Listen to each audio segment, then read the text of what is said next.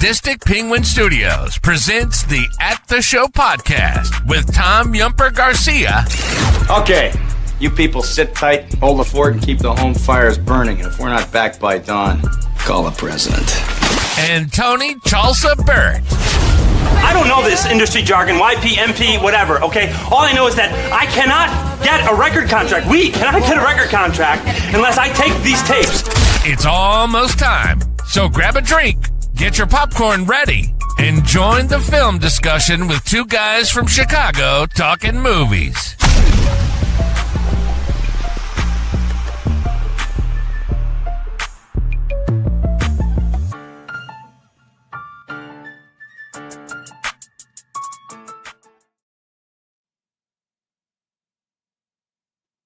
Hello, and welcome to another episode of the At the Show podcast.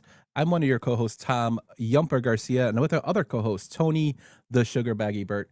How you doing, my friend? Doing good. Glad to be back and talk some movies tonight. Yes, sir. We've had a hiatus due to, work on my end. You had some stuff that went on, so it was an equal situation, but we are back for the month of December.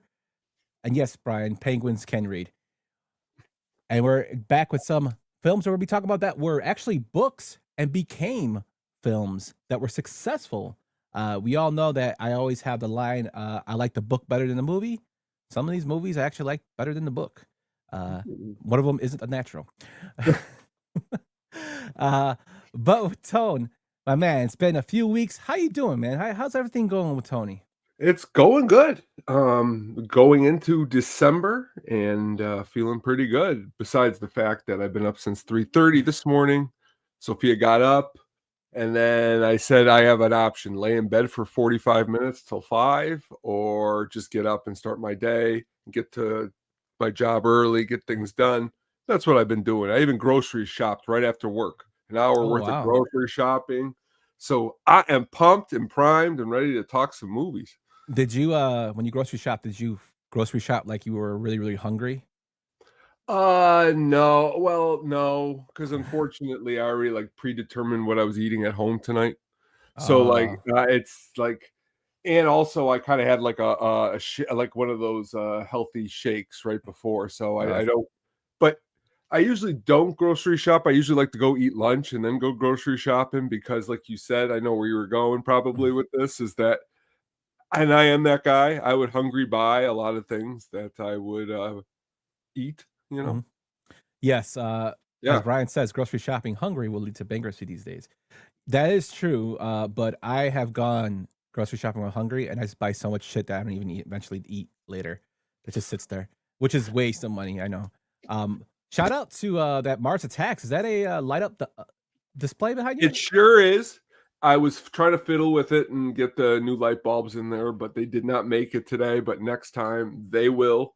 That is original from 1996 from the movie. Nice. To be fair, Yump, if we ever do have our own cool Penguin Studios, I got like a lot of Mars Attacks goodies. Let's just put it that way, which is not a lot of people do, so it's kind of cool. I actually saw a girl. I follow a tattoo artist from New York. He does a lot of comic book style tattoos, really, really sharp, like really nice. I mean, they're too nice to where I think like after years they'll probably fade away. But a girl got a Mars Attack of the woman with the chewing gum. Oh, she got where half her face ripped off. I thought it was pretty cool. That's pretty cool. But yeah, that's awesome, man. Mars Attacks. We love it down here at the show podcast. Yes, sir. But let's get into our first segment, my friend, and go into what we have been watching. We've been watching a lot of stuff this these past 3 weeks, but let's go into what we've been watching that we had up on the sheet there. That's a meme. And also, what were you just watching? So what were you watching this week, my man? All right. This week I watched two movies. Both of them are streaming if you're interested in watching. First is Eddington. That's currently on HBO Max or whatever it will be here soon. And it's in some Oscar contention. Now the reason I wanted to see this movie was that this movie, the director has done some other movies that I was kind of fond of, like Hereditary. I think that's what it was. The horror movie was it Hereditary. Oh, The one Heredity, with, I think. yeah, Heredity. That's what it is. And he's also did like a couple other ones, but this one I was very interested in seeing because it had Joaquin Phoenix and Pedro Pascal, who's hot in a whole lot of different movies right now. Currently, his career's blowing up. So I was curious to see what this was. I enjoyed it quite a lot, to tell you the truth, and I'm curious to see what kind of Oscars it gets. It's pretty much like a COVID nightmare, I guess you could describe the movie. And Joaquin Phoenix plays a character that is probably the direct opposite of who he is in real life to a pretty good T. And even Emma Stone is really good in it, and she's been popping up in quite a few things recently. So if you have not seen this one, I definitely suggest checking it out. Yeah, I have not seen it. I will check it out. Emma Stone, I have soured on her. Not because of her, it's mostly because the Oscar thing that kind of made me mad. But I am a fan of her. I don't hate on her. I just still kind of pissed about that. Honestly, I'll check be it out. honest with you that I don't even like that movie she was in. So like, I just, this new one she's in, she's supposedly really, really good in. But this movie, she isn't as prominent as Joaquin is. Joaquin is like, if it's a pie, Joaquin's like 50 pie. Pascal's like 35, and she might be like 10. And there's some other Oh. supporting characters that are like the guy from Yellowstone is in it. I think you would enjoy it, and I know that by the time we get around to our Oscar show, you probably will have watched it. So, out of the ones I've seen coming, check it out if you can. Now, this brings me to my next film here, Yemper, and I am very, very, very angry right now. No, I'm not that angry. I'll be honest with you. I'm not that mad, but I was when I watched this movie. I'll tell you. I think this is the worst movie of the year. I'll just throw that right out there. Or the worst movie that I have seen in a long time. Now, I already kind of knew what was going to happen in the movie, which that's not what bothers me. What bothers me is it was just really bad. Like, the acting is bad. Love Hewitt doesn't show up for a while. It's just not good. And there's something with the camera work that makes it look like Temu version of a Netflix bad flick that you've never wanted to watch. So if you're looking to watch it and get mad, maybe you should check it out. I probably won't watch it just because I don't need to get mad anymore. The thing is, now that you say this about I Know What You Did Last Summer and it didn't get, I have not read any reviews on it. I don't usually go read the reviews right away unless we're doing something or I'm watching the film. After I watch the film, I did, however, see that Five Nights at Freddy's Part 2 got bad reviews. But my answer to that hysteria was, what did you expect? Five Nights at Freddy's Part 1 wasn't that great either. So I mean, well, yeah, it wasn't going to be a masterpiece. But like they're saying, and this is where it gets ridiculous, they're saying that this movie makes the awful Five Nights at Freddy's 1 20 times lower than that. So like that's kind of scary when you really think about it. But you know what? That's just kind of how it all goes. You know, sometimes once you see, I'm not going to give anything away, and you see the plot, it really just kind of throws away the other movies. It's kind of stupid. But maybe that's just me, and maybe I just wasn't but I'll be honest with you, I can defend all the, as I know you don't like especially I think you said the last one, the Scream movies, and I'm not a huge fan of those movies, but this movie made even the worst Scream movie look like Academy Award winning, which is really scary to say out loud. That kind of sucks for our girl, Jennifer Love Hewitt. She honestly, I'm excited, and I'll be fair with you, there's going to be a sequel. Because at the very end, after blah, blah, blah, blah, everything, Jennifer Love Hewitt knocks on a door, and Brandy opens up. Oh. Brandy was in Part 2. And was she sitting in her room? No, it was like she was like older at a house, and it was just really ridiculous. Oh yeah, this song, I got you. It got me there.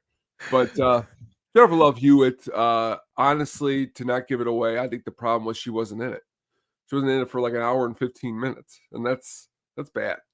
And same with Freddie Prinze. So what you were left with was like the leftover cast that didn't get cast in Riverdale, who's now all grown up. And so, but maybe I'm just really harsh on this. I don't think I've ever been as harsh on a movie on the show before, but just maybe I wanted to know if maybe I'm wrong. So maybe if you ever do meet somebody who has seen this movie, maybe they could tell me the good things about it, and I'll give it another chance.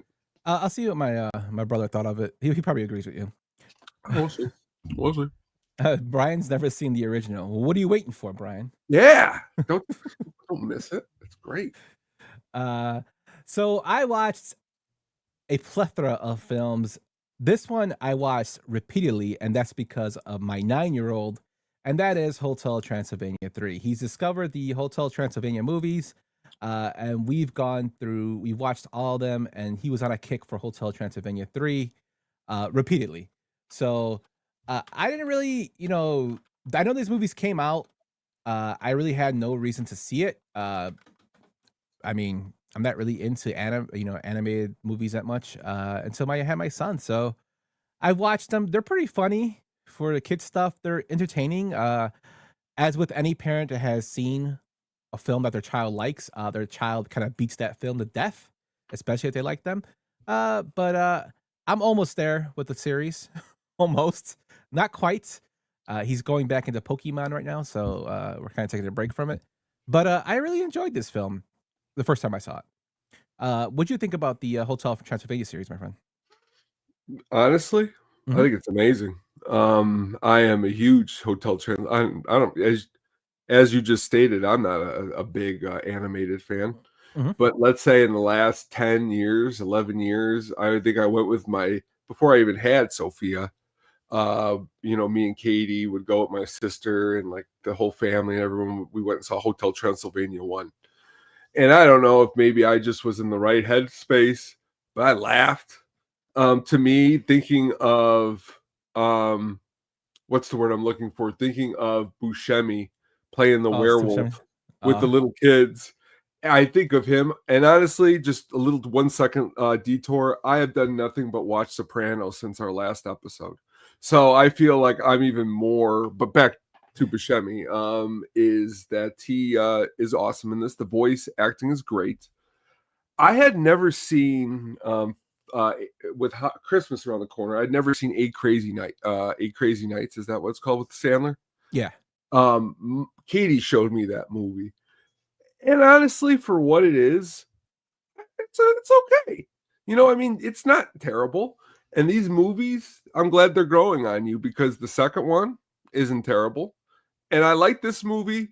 You know why? Because I like Grandpa on the boat. I mean, when you got Mel Brooks playing Grandpa, the Dracula on the boat, that's incredible writing. And I hope they keep coming out with these. Yeah, they're entertaining. This is kind of like, it reminds me of Grown Ups, but animated with the Hollywood monsters. There Because we go. All his I friends agree with that. are a character, which is funny. That's true. But yeah, they're enjoyable. If you haven't seen them, check them out. I recommend them. I gave it like a little crap saying my kid wore them out, but I mean that's just any parent. Like I've told the story before, but my brother, when I was growing up, he watched the film Pinocchio. Like, put this way, he watched it so many times. Like, I would go to school and he would be sitting watching Pinocchio. I would come back from school and it'll be on the same part, meaning he watched that movie so much it literally ended up on the same spot. Like, he wore that damn VHS out. I was so sick of Pinocchio. But that's just a kid thing. Once they get into stuff, they want to watch it like all the time. My son went through the Minecraft stuff. Yep. See, kiddo's favorite is 3 right now. So now he's watching the third one. But it's cool. It's all great parts about being a parent and finding new stuff. That's true. Currently right now, Sophia's into the Home Alone movies. Oh. Now, what's really great is she likes 1, 2, and 4. And I'm like, why don't you like 3 and 5? And she's like, I don't know. 4 though is she likes, and 4 is god awful. French Stewart takes the place of There's a Daniel Home Alone Stern. 5. Yeah, it was right to HBO 2020, The 2021. Holiday Heist. Oh my Yes. god. I Not didn't know that. not great, but again, when you just stated you have children, you have to watch these movies and play along. And I go, wow, I can't wait to watch this with you again. And Yeah, Debbie Mazur's in it, which is kind of funny. She's actually in the new Running Man. But just before we go on, we were having dinner, and I kind of got yelled at by Katie because I was watching The Sopranos while having dinner. But Sophia was at the table, but she was like facing not the television, and Christopher was getting a lap dance. And I was like, I had to turn it off really quick. But that's sometimes my other parenting style is I got my show on that I love, and that's going on. Ben usually takes control of the TV, so I'll watch stuff on my phone. Sometimes there's like swearing. I have to turn it off because it's like Jen's like, "Do you hear that? Turn it down." But yeah, life of a parent, man. I know But, that's what it is. That's what we watched this week. Let us know what you watched over at the Athlete Show Pod on X, or you can let us know on Facebook at Sadistic Penguin Studios or in the YouTube comments. We got a lot of news to get to this week. We are bursting at the belt, I guess. Is it bursting at the belt? I don't know. I'm not a person with sayings. But we got a lot of damn news. The first being that the Stranger Things Season 5 Part 1 kicked off on November 26th. Netflix released it during the Thanksgiving week so it can get the most views. I believe it's gotten over 52 million downloads or streams since its release. Tone, did you watch any other Stranger Things Season 5? Yes, I have. Thoughts?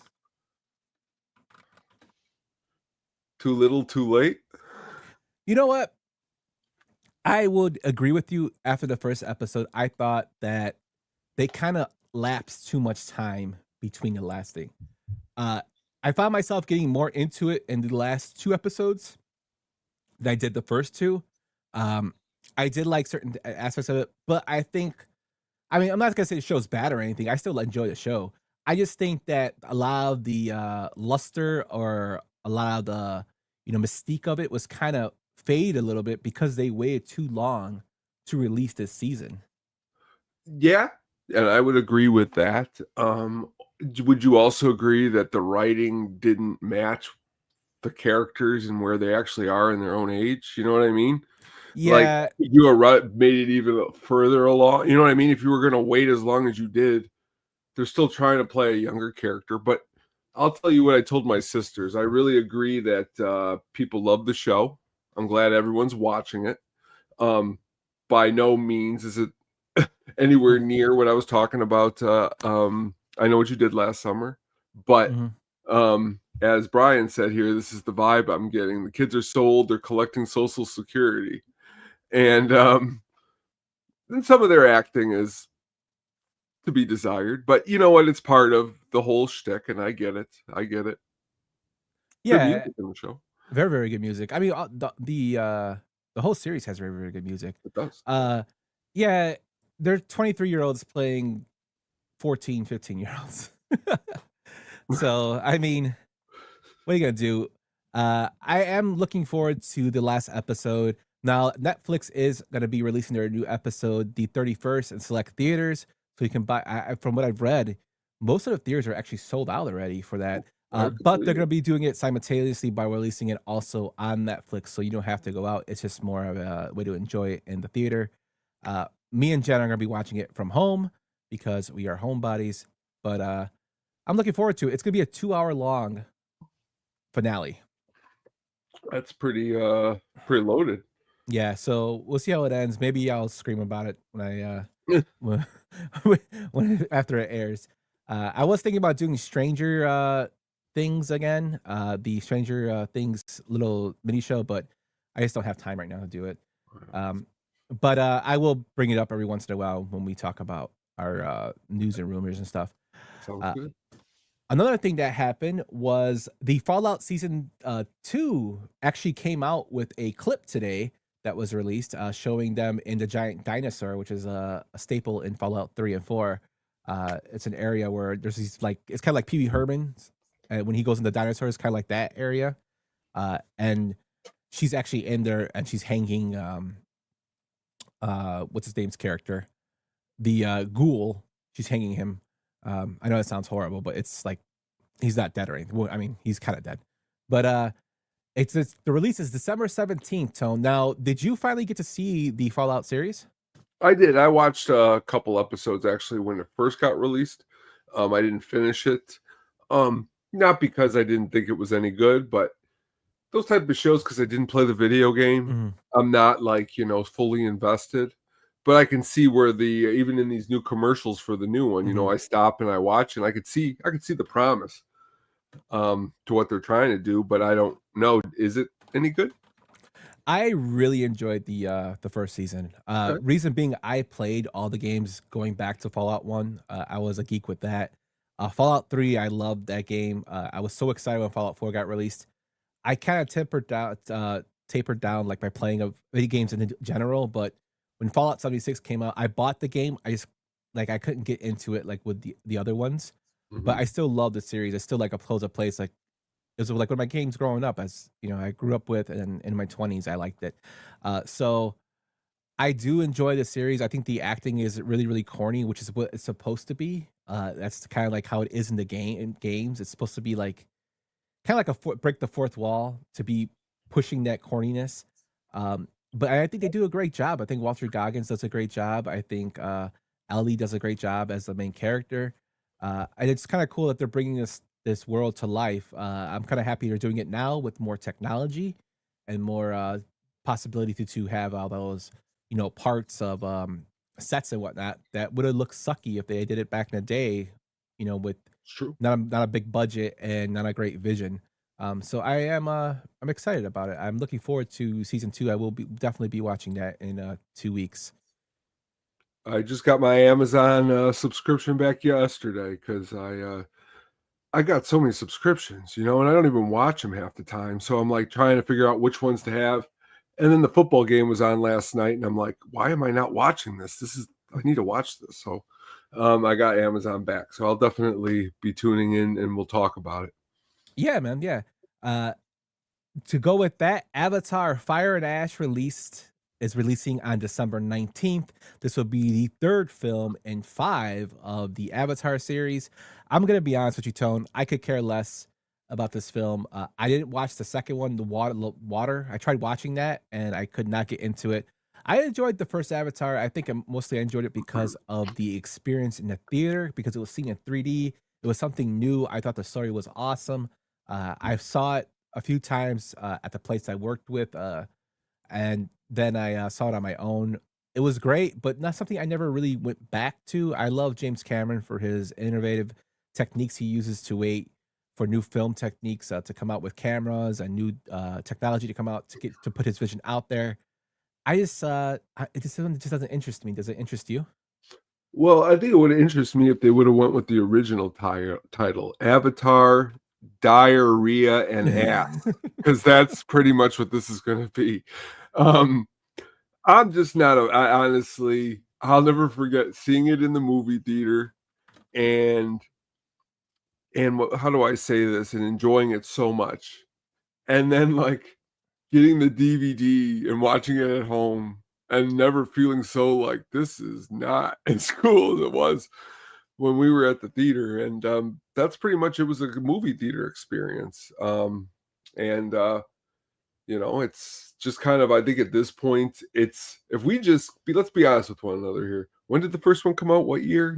2000 and I think it came out 2008? No, it came out 2000. I think in 2009. 2009. So let's be honest with each other. Time has passed 3 times more than in Stranger Things. How can I be invested? And these aren't human characters. These are blue people. That's not for me. And if it's like Silver Surfer, I mean, this is a character that's been around for 50, 60 years. People are familiar, but no one's familiar with it. Let's be honest with one another real quick. Whenever someone says, hey, you see Avatar? They go, the one with the blue people? That's every person I've ever talked to. That's what they say. Because the other one's The Last Airbender. Obviously. Yeah, it's either that one, The Last Airbender. I hear a lot. But everyone's like, which one? The one with the blue people? So that's what it's called. No, I don't want to see it. I'm not interested. But and a good segue of this is supposedly James Cameron has come out recently and said that he has written another Terminator film. He's in the process of writing, like fleshing out everything, but he has written a script for it. Terminator he 6. wants to fine tune it. What What do you think about that? I like Dark Fate. I know a lot of people did not. I did. The only thing that I kind of pushed back a little bit was the killing of John Connor in the beginning. I think they could have like elaborated on that a little bit more. But I know why he did it, because it was more focused on Sarah's character. This one, I think, I don't know how they're gonna go, because I don't think Arnold's coming back, and plus Arnold's 80 years old. It'll be kind of cool if they went with the more of the future, kind of like Salvation. They could go with one of his sons. They kind of look like. I mean, you could start doing. I mean, this is the world we're living in. You know what I mean? Like, get somebody who looks just like him, and because when they did some of the other movies without Arnold, like Total Recall, you know, but I don't know. We'll have to wait and see. Yeah, I'm looking forward to, because I do, like I said, James Cameron is like one of the best directors of my lifetime. Very, very creative mind, like especially in sci-fi. He put sci-fi on the map, along with John Carpenter for sci-fi horror with The Thing, and he did Terminator, and then he did Aliens, which some people would consider a better film than the original, which we'll get a lot of pushback about that. I think they're both equally great, but Terminator is a staple in the sci-fi community. The sequel is considered one of the best sequels of all times. Yeah, definitely. And it has Robert Patrick in there. Oh, the great Robert Patrick. They should have gone with the original idea for the villain in T2, Billy Idol. Nah. Robert Patrick was good, man. Oh, he yeah. was, Dave Stacchino. He got busted out. He got busted out in Sopranos too. And we'd never be able to say his brother's the singer in Filter. That's true. Richard Patrick. With that, though, going into more big news that broke the last 2 days, Netflix has shocked the world and paid over $80 billion for Warner Brothers. Now, they will be taking over if this deal goes through. If the DOJ does not cancel it, they'll be taking over the Warner Brothers property, meaning they will own all the Warner Brother media, including HBO Max. Now, Tone, when I was working today, I usually throw on like podcasts, usually mostly political or stuff that's going on, I listen to in the world. One particular podcast I was listening to, they're movie buffs like us. They're more politically targeted, but they were talking about this, and they were going a little apeshit about how this is such a horrible deal, and this could possibly kill theaters because Netflix is a shitty, idea. And I'm like, and these, of course, these people are a lot younger than me and you. And to me, I don't really know how I feel about this deal. I don't feel angry or relieved one way. The only, thing I can say about being a little bit relieved is maybe they merge all this into one thing, and I can get my HBO movies on my Netflix subscription, so I can cancel that HBO Max shit and just have it one big thing. HBO Max, it looks a whole lot better than Netflix does, though. Yeah, if they do their they update their software, whatnot. But I mean, Paramount was going to buy it too, so it's either or. I'm not too worried about it. I don't think it's going to kill the movie industry. Netflix does churn out good product. I mean, they did Stranger Things as a series, yes, but they also did Mindhunter. They're also talking about making a film on Mindhunter. They did The Harder They Fall, which is a great film. They have some good Netflix originals that are out there in terms of films. They're just a streaming service. But though, I'll be honest with you, you could, and I usually don't butt in, and I apologize. Those movies don't usually, what's the word I'm looking? Those are good movies. Mm-hmm. But like, isn't what's like some of the Warner Brothers greatest? I mean, how long's Warner Brothers been around? You know what I mean? 100 Very years. long time. You know what I mean? Mm-hmm. Plus, you're getting all of the cartoons. You're getting it all. And Big Bang Theory. The problem is if you're going in any kind of direction, if you have a problem, let's say over here, and we don't like these people because they don't know how to run, let's say, a store, but then we say, hey, they're going to take over even more, put more on their plate. Their site crashes. HBO's been doing live since I'll never forget. I was a kid, that was like the coolest thing. So it's like, maybe they'll get all their equipment, which is what I was hearing today, because they also own CNN. So like, you're going to get a whole lot of different things going on here. And what I've heard is that it's more not good for like competing business, because they're like a conglomerate owning quite a lot. But I don't know all this stuff though. That's what I'm saying too. But in terms of I don't think the movie theaters are gonna go bye-bye. Now, I do think movie theaters are they're dwindling down. And it has to do, I think, with the experience. It has to do also, people are like, these days don't have enough money. It's expensive to go to see the movies. I mean, it's $19-20 for just adults for a ticket. And I'm not saying like I'm blessed to afford that, but there's certain people who could barely afford food on the table, let alone go see a movie. And That's true. so it might be easier to pay that subscription of $20 a month, use that $20 for the month to watch what they want at home, than to go see a movie. And probably don't even have the subscription service either. But I don't think it's going to do that. There's the scary part that people are saying is Netflix won't invest a big budget in films going forward. And I don't necessarily think that's true. I think if they see something that, pushes them to release theatrical on the theaters that can make them money, they're going to go for it, because that money always talks. So we just have to play it by ear and see what happens. I'm not a big fan of monopolies, but what am I going to do now? I mean, we have no control in what's going to happen. So why let it ruin our day? But the problem is that if somewhere down the line, I'm not getting as quality because they picked it up, that's probably when I'll complain a little bit more. Yeah, the quality has to be met to the standard. Now, I totally agree with you on that. We have to have good quality if you're going to do a streaming service. And that's one of the issues I had with when the WWE Network came out. It's supposed to have such great stat, and then it would like freeze on me, and I'm like, what the fuck? But that's here, there, that's done. I mean, it doesn't have the network's not even on anymore. Now they're doing ESPN, which I'm not going to buy. Are you going to buy that? Watch a show real quick, like Sopranos. And I know we love Sopranos, but like Stranger Things doesn't sniff Soprano socks when it comes to a good show. So like the problem is that's like, if Stranger Things is one of the benchmark shows on Netflix, and this is who's taking over the show department. But in true fair, HBO hasn't put out the greatest show since The Sopranos either, but they still put on quality work. They still put on better quality shows. I would say that like there's other shows on Netflix. I would think Mindhunter would probably be the standard. That's just my personal opinion. And that's because I love Mindhunter. You can't take a show with only 2 seasons and say this is a benchmark. Sopranos ran 7, you know what I mean? 6 Feet Under 6. Curb Your Enthusiasm 15, 16, 17. Veep 8. I mean, those are numbers, and all those shows cleaned house at the Emmys. Like, well, I mean, House of Cards did for House of Cards good. I'll give you House of Cards. Homeland was a big Homeland one. was actually on Showtime, but that's not here. Peaky Blinders. You know what I mean? There we go. Peaky Blinders. But it has its like. Was Peaky Blinders Game of Thrones level? No.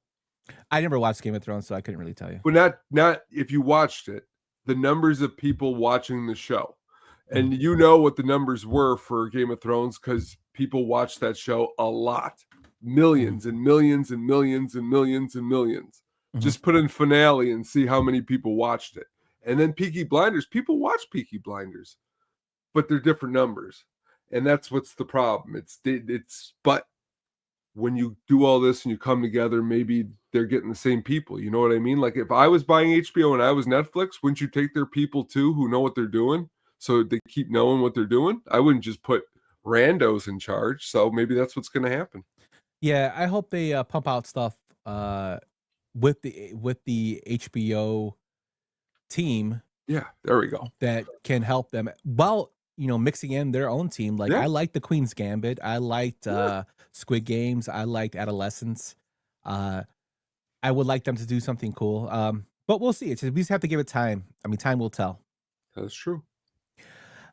Now, something that does piss me off is this news that came out a few days ago.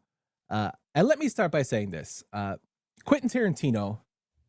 We've done shows on him. I've done one of my earliest shows of this podcast was Tarantino films, and I've called him the king of dialogue. I think he is a phenomenal director. I think he's one of the best, if not the best, writer and scripts for dialogue, and until maybe his last other films. But he's, there's a standard, and he's above that standard in terms of writing dialogue. His love for and passion for film is what always brought me in to be a Tarantino fan.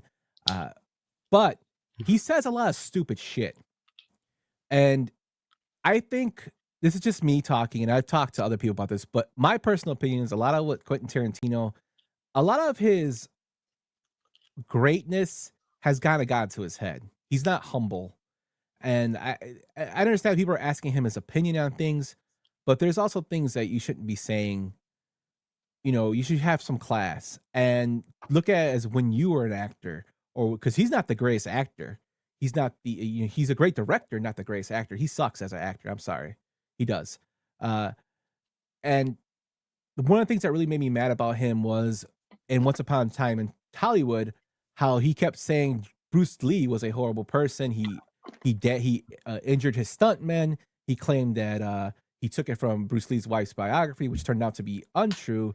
There's actually interviews with Jackie Chan saying that Bruce Lee took care of his stuntmen.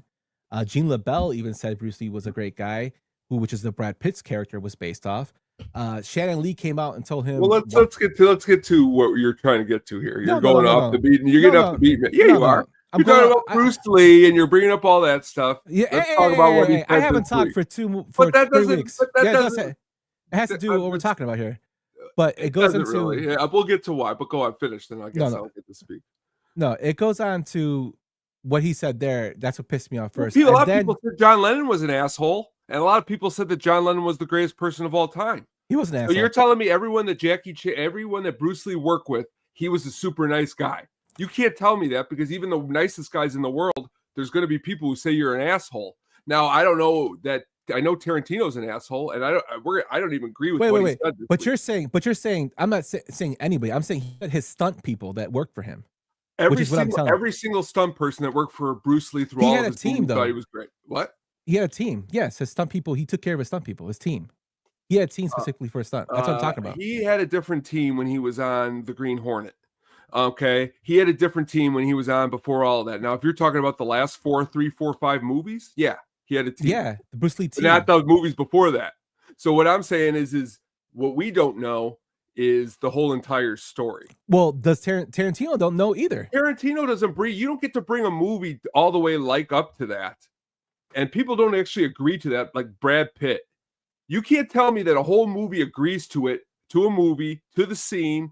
Everyone goes and sees it, and then all of a sudden, after the fact, someone comes out and says that he made it up and it wasn't true. And now all of a sudden, that's what we're running on. Now, I could say Tarantino's an asshole, and I am pissed because Paul Dano is one of my favorite actors of all time. So Tarantino is on my shit list. But when you talk about the Bruce Lee stuff, I agree with you. If it's not true, it's not true. But I can't believe that everything would go that high up, and it's just like a laugh. I could totally see it going high up. Especially by someone who you just said respects film so much. That he would never make another movie again, and people would never watch his movie. It's come out, and he said when all this backlash came out, and he kept claiming it was true. He went on and said, "Oh, well, it's a what if." That to me, it was like the first thing I'm like, "Well, what the fuck?" And then he comes out and says that he loves There Will Be Blood, but Paul Dano is. But he also said Owen Wilson's a bad actor. Would you agree with him? No, I would. Owen Wilson's a bad. There's worse actors than Owen Wilson. Okay, and then he brought up the Hunger guy from the Hunger Games. So, like, again, these aren't people who are great. He was asked an opinion. Paul Dano, he should never have spoke on, because I like Paul Dano more than I like Tarantino. But the problem is it's all a little sensitive too. Okay, George Carlin used to go up on stage and make fun of people and say a lot whole worse than what Tarantino said, and people would laugh. Yeah, but George Carlin is a comedian. Well, Tarantino's had some pretty of the funniest fucking lines I've ever seen in dialogue history. Yeah, but there's a when you are talking about an actor who's never outspoken towards Tarantino, first of all, never said anything to him, and you attack him saying when this guy was praised for his role. Well, the Dano one, yes, that's but what I'm not talking Owen about. Wilson. Oh, I don't care about. I'm not almost. But he said all three in the same interview. So if you're quoting the one, you got to say what he said all across the whole board. And he was an asshole for saying anything about anybody. You're absolutely right about that. But again, when you're talking off the cuff, because I see this all the time, people are just talking. They're saying what they want to say. It's on the internet all the time. At some point, you got to just say, you know what? Let him say whatever he's going to fucking say. This thing blew up into a huge story.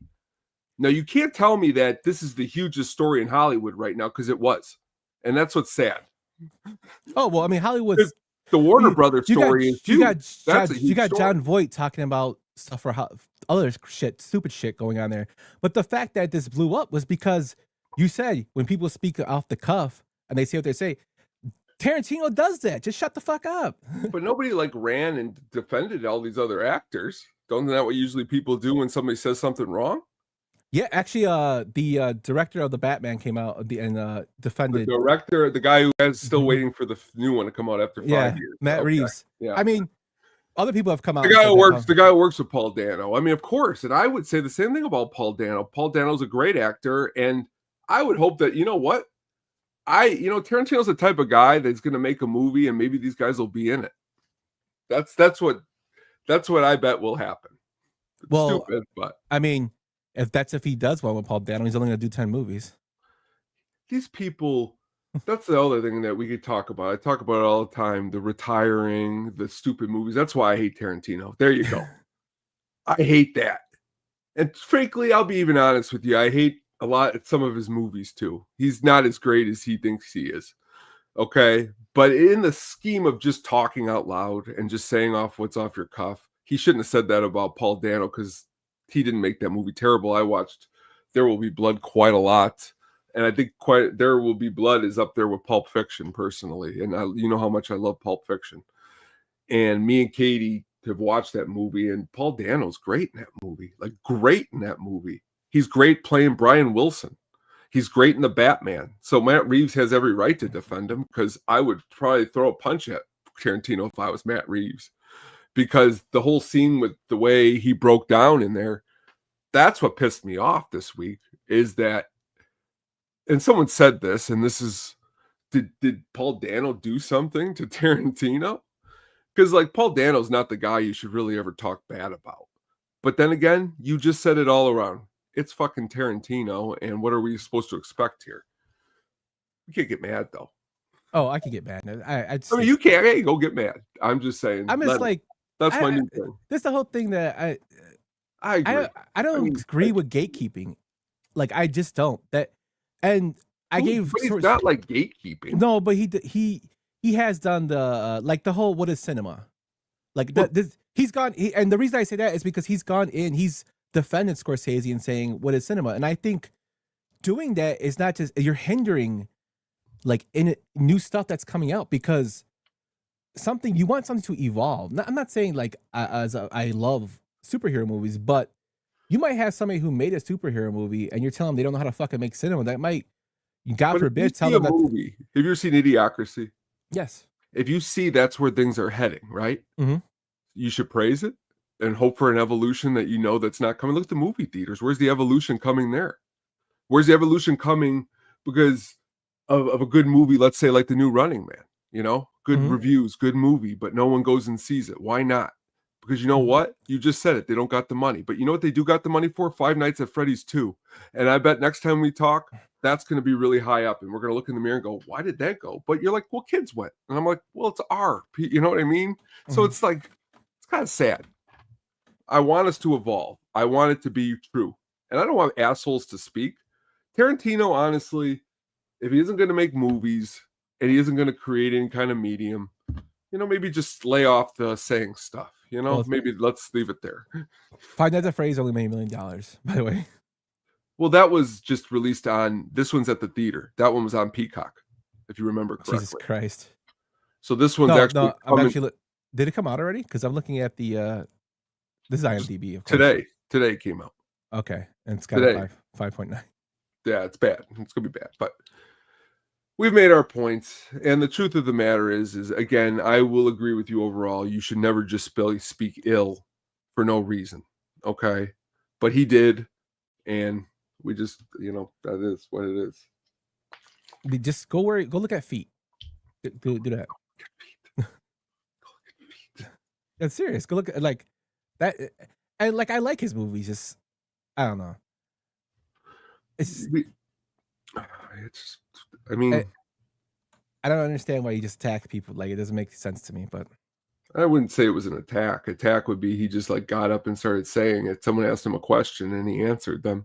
And then he said, I mean, he's like Austin Butler would have been better in that role. And well, some people he can't feel that way. Was Austin Butler? So is this stuff that you feel like you should only say behind closed doors?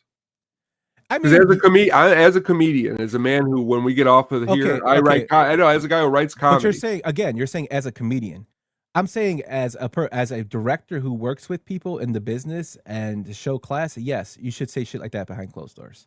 So you're saying by him saying that about a couple people, he isn't showing class as a director? Yeah, I think Jamie Foxx would disagree with you, and Samuel L. Jackson would disagree with you. That's totally fine. They could disagree. And honestly, these people actually are in the film industry and worked in over 1,000 films. So, you know what? That's an opinion. I mean, that's what it is. His so-called muse would disagree with them too by saying he endangered her. Who? His so-called muse. Uma Thurman has said that Quentin has endangered her. Is that why she's working with him again right now? No, I'm saying no, but she did say that. Well, she's working with him again right now. And so in Stranger Things said that David Harbour was stalking her and they're now hugging. So I'm not understanding what she your also point told is. her daughter to hide her feet from Quentin Tarantino. I'm just saying. But that's the point. People say a lot of stuff. You know what I mean? Everyone says something about somebody. This is the way the world is. I'm sorry. I don't give a shit how the world is. You just be a fucking. Don't be a prick. That's all I'm saying. Okay. Don't be a prick. Even us talking bad about him is what he did, right? Calling him a prick is exactly what he just did to those other people. That's fine. I'm a nobody, so I don't give a fuck. Nobody. You are a somebody. You're my co-host, and I haven't worked in the movie theater, like in the movie business, and Paul Dano didn't do shit to me. Also, Paul Dano was in The Sopranos. Well, now I feel bad about. I know what you did last summer. I'm never going to say anything bad about anybody again. No, you're just taking it to be an asshole over the edge. No, I'm just saying, funny. It's just things that he just constantly puts his foot in his mouth. Like, you know what?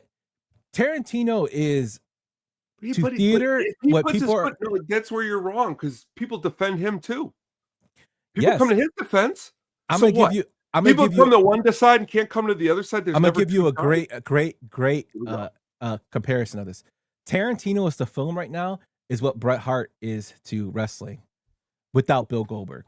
Without Bill Goldberg, I'm that serious. There is a lot of similarities there. People come to Bret Hart's defense. I'm one of them, and people will go to the other people's defense. You're a lot nicer than me because I would compare even him to more like a Hogan. I don't know. He lied about the lead thing, but I don't know if he's a constant liar. Well, it's not about that. It's more about even the way he speaks out sometimes about, I don't want to get into this right now, but it's about some of his personal beliefs, like you were bringing up earlier, that a lot of people would turn their head and go, huh? What? You said that out loud? That's not really nice. Yeah. And that's when you start to say, and that's when someone said about Paul Dano, that maybe Paul Dano went against some of Tarantino's personal beliefs. And that's somewhere, and he came out pretty much against the whole war in Gaza versus Jerusalem, because I know that Tarantino lives in Jerusalem a little bit, Israel. So, I don't know, man.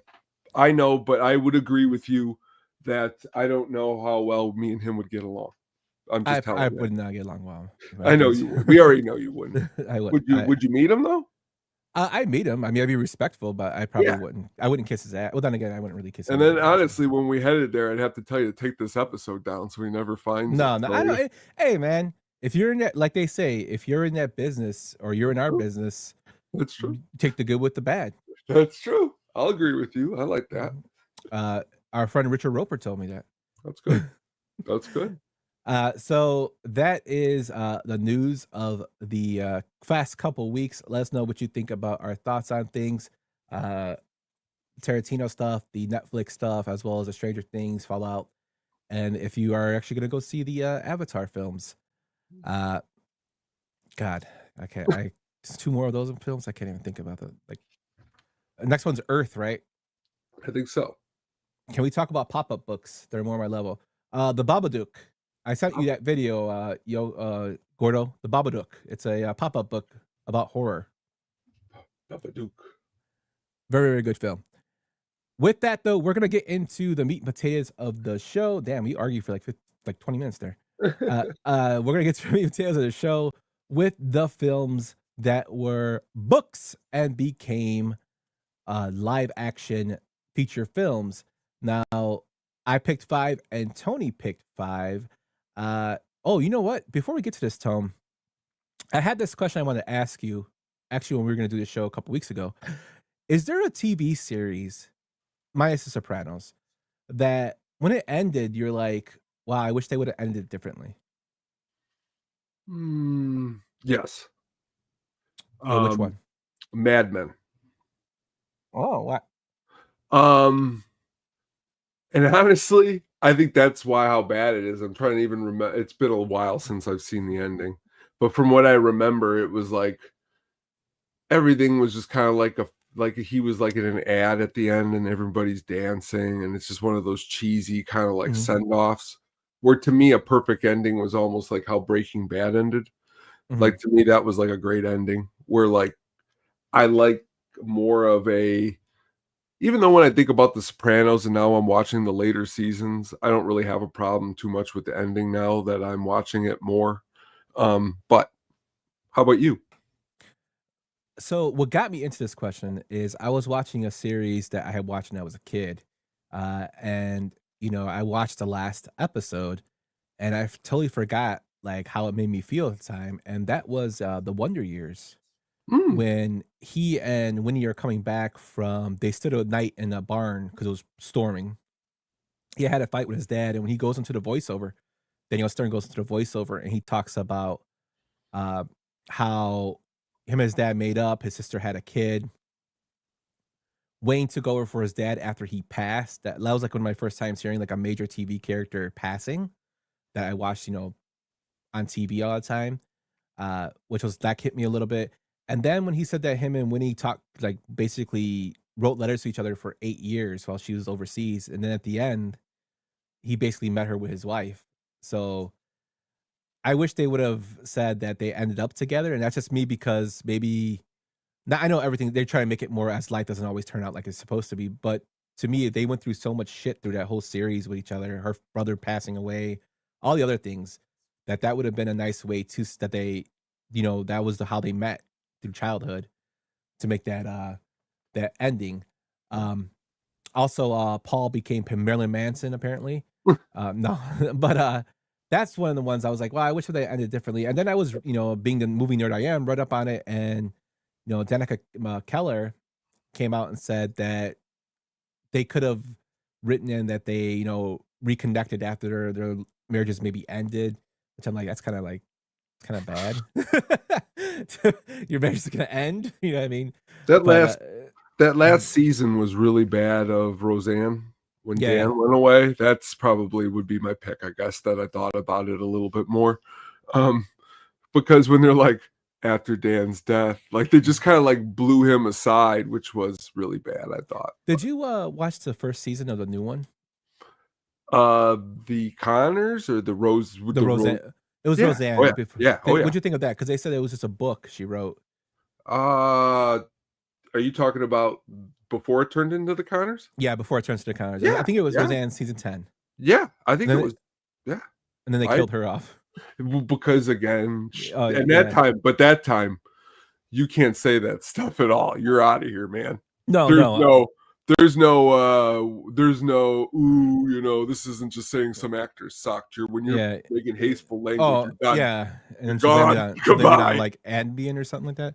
Yeah, that's what she said. She's doubled down on that. Yeah, she's also in a Mac McDonald rap video. She Devil's great though. It is. I actually liked Roseanne's the original. I didn't like the It last was. season. It's a great This series show. is a good show. It's a good show. Okay, I just want to ask you that question before I forgot. And before we get to the films, just a heads up, the food drive is still going on. Last time that we checked, you can actually still donate to the Southside Food Drive by clicking on or taking a picture of the captcha that is on the screen right now. There's over $21,000 that has been raised, but there has been said in the media that they will start taking money away from blue states that have SNAP benefits. I don't know how true that is, but if they do, that's pretty shitty. So help out families who just need food. $1 is for can make 3 meals, so every dollar counts. Although we raised $21,000 of our $20,000 goal, we're just trying to put extra money in there to help out the people of Chicago. So shout out to everybody who has donated, everybody who is part of the organization. A really big shout out to Celeste and the Ask Crew for getting this started. A lot of people have donated to the Tone. It's a good thing to see like people, showing up for the community, my man. Yeah, I mean it's a struggle, man. It's a real big struggle out there. I can talk about a whole podcast on struggle. It's just not, and it's not, and helping people out is exactly, I mean, half of which it's great here. Our first book we'll get into it here in a minute. Actually, we'll get started here and then I'll talk about it because I'm actually just finished this book in my class today. Oh, nice. Yeah. Well, yeah, let's get into our first film. Are you real?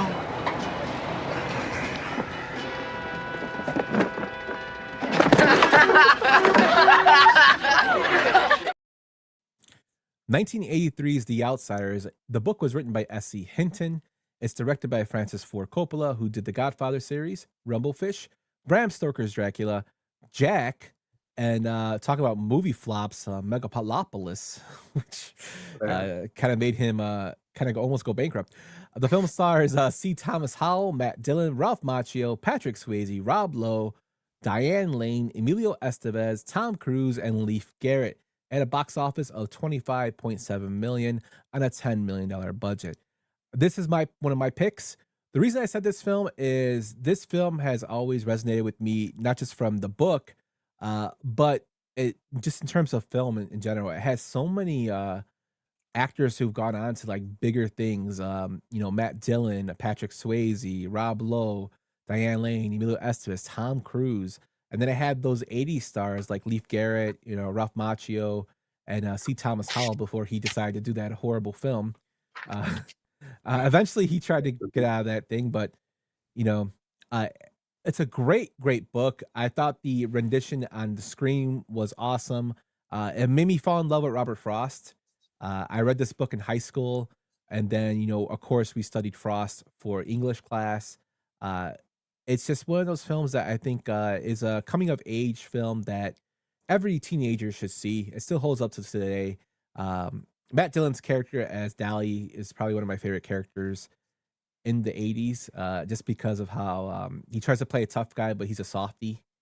And he just makes me laugh when everybody's standing around and he's like, there's going to be no Rumble without me. And he starts beating the shit out of that guy. And it's just an interesting film. You feel bad for Ralph Macchio, Johnny, his family. He has a very, very bad family life, which kind of resonates with real people that, sometimes they don't talk about. They sleep on the streets because they can't go home. It's a tough film, but it's really, really well made. And Francis Child, not a huge fan of Francis Ford Coppola, the person, like his work.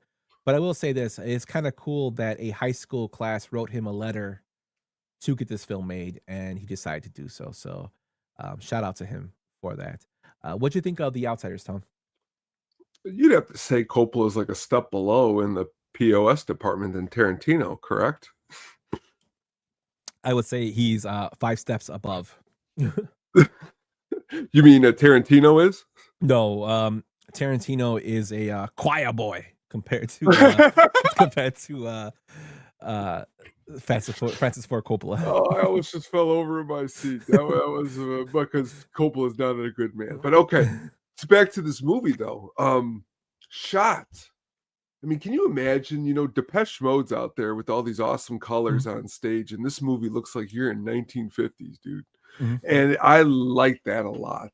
Story, after finishing it this week in the classroom, students saying out loud, this is one of the greatest books I've ever read. It's awesome to hear.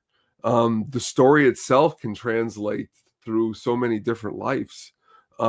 Especially, you could pick a character, any character, and just kind of like follow them. Derry's a great character. As you said, Matt Dillon does a great job in the movie. Dally, that name is often great too. Swayze, it does a good job. But often when you look and see these performances, like you said, it's just really cool to see a lot of young actors do a good job. And I'll agree with you with the letter being written to Coppola. That was that doesn't happen very often. No, and it's like I said, it's a coming of age film, and I thought it was really, really done very, very well. Now, since the book is fresh in your mind, is the book better than the film, or you kind of even? You know why I'm going to put, for me, I'm going to put the book a little higher because of the fact, she was, 15 when she wrote it. She finished it when she was 16, and she published it when she was 17. When you're looking at kids that are, 14, 15, and 16, and you can tell them that, it's really translatable for somebody to say, hey, maybe I can write a book, or maybe I can do something like that. The movie's great too. It's just, you could say it's just as good. But because all the things we've stated before, but just something about the book, every book goes a little bit more in depth in the characters. There's a little bit more writing in the characters, where in the movie, you got to like act out a little bit more. So I like the book a little bit more than the movie, I would say. Yeah, off the top of my head, and I haven't read the book in a few years, longer than a few years, but I would say the book is a little bit better. But I enjoy them both equally. I think they're both great. And it's kind of crazy that in the same year, Dylan did The Outsiders by S.E. Hinton, and then he did Rumblefish, which again was directed by Coppola. And it's another S.E. Hinton book that I equally enjoyed reading. Have you read that one and seen the movie film? Yes, I have.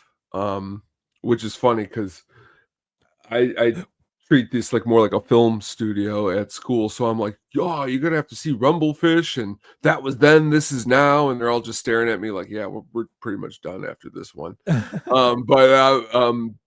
That as you stated though, Coppola, just maybe this is like maybe his avatars, like because what you're telling yourself is like Coppola is dedicating his time to make this book. You just wouldn't think it would be him. You just wouldn't. And I guess that's what's kind of cool about him doing it too, in a way. Mm-hmm. Yeah, and there was like a lot of differences in that film as well than the book.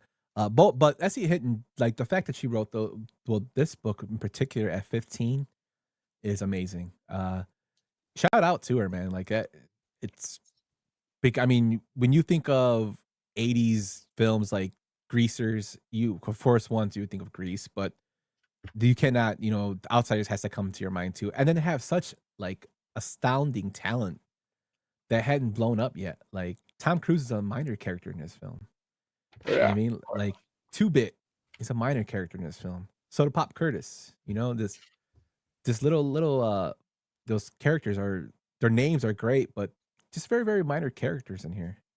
And I actually saw the alternate ending. I guess it's on YouTube. It's Derry is talking to them, like the two brothers, and they hug, and he's talking about Johnny dying and Dally dying, and they hug, and it ends that way. Which I'm kind of I like the way the film ended better, the ending they went with the letter from Johnny. But it's kind of cool to see stuff, like stuff that wasn't released. Well, like that you're saying it like that, because I haven't seen that extra section, but that's actually the chapter before the last chapter, like in the book. So actually both sections, I believe, are in the book, because there's like a wrap up where they get to talk with Dally, and Dally pretty much lets him know this whole time, and he realizes that Dally actually loves him, and it's this big good thing. So like maybe they should have worked that in maybe a little earlier than the actual ending because I love the ending of the movie. Yeah. Well, I mean, they kind of make them kind of make up when he comes back and That's Derry true. gives him a Real hug. quick. That's true. But it was just so quick, it didn't really elaborate on it.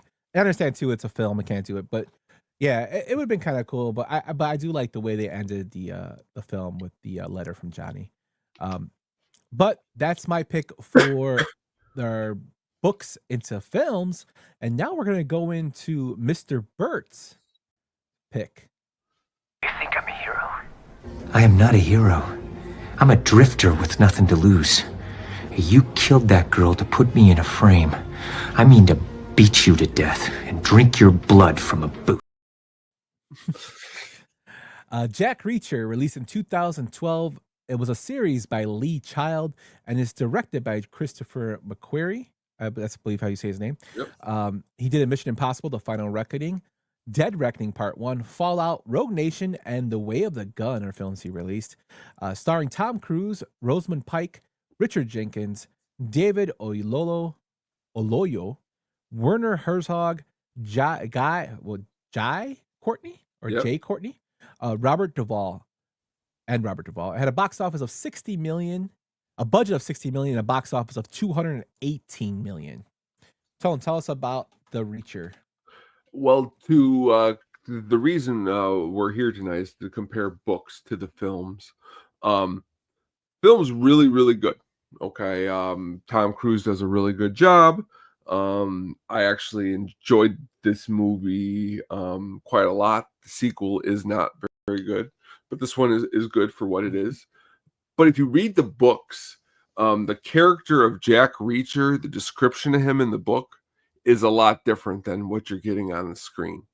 And that's kind of what I wanted to do, is counterpoint to The Outsiders, where you actually get exactly what you're reading and you kind of can compare it. In Jack Reacher, which is a good movie, the book series, it's like, and I know why they do this. You need a big actor, well, or short actor, or I'm sorry, a medium-sized actor. Sorry, Tom, I'm not trying to make. But again, in the books, he's a big man, and you could see that in the television show, and that's why they made the television show, because they made the character a little bit more closer to the book. Does that make the movie bad? No, it just doesn't make it like the book.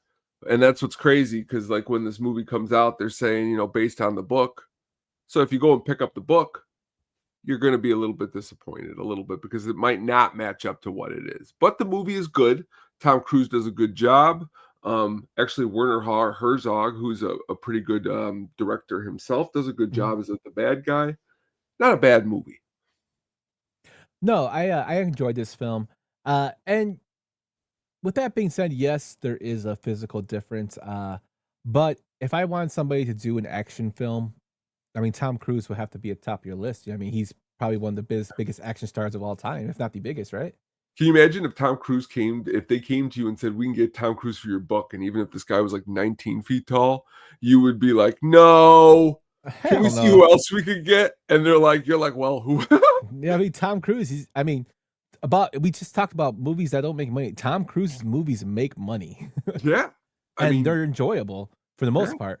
But I like so this is I never read the book of Reacher. I know the character differences because when the show came out, I read like just little tidbits about that. I never got into the Lee Child books that much with the Reacher, but I do love the show.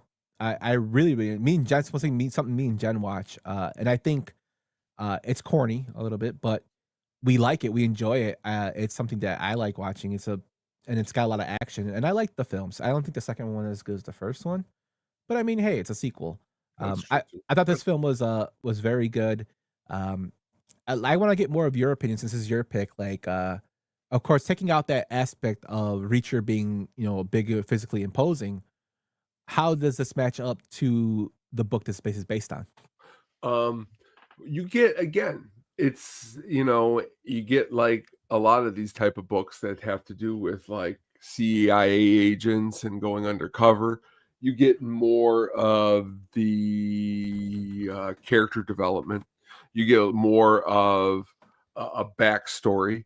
I mean, to be fair though, Jack Reacher is it's a little bit longer movie. I think it's like 210, 205. Mhm. But like the books though, you start to get into like James Bond territory where you can't even take everything from the book into the movie because it's so much.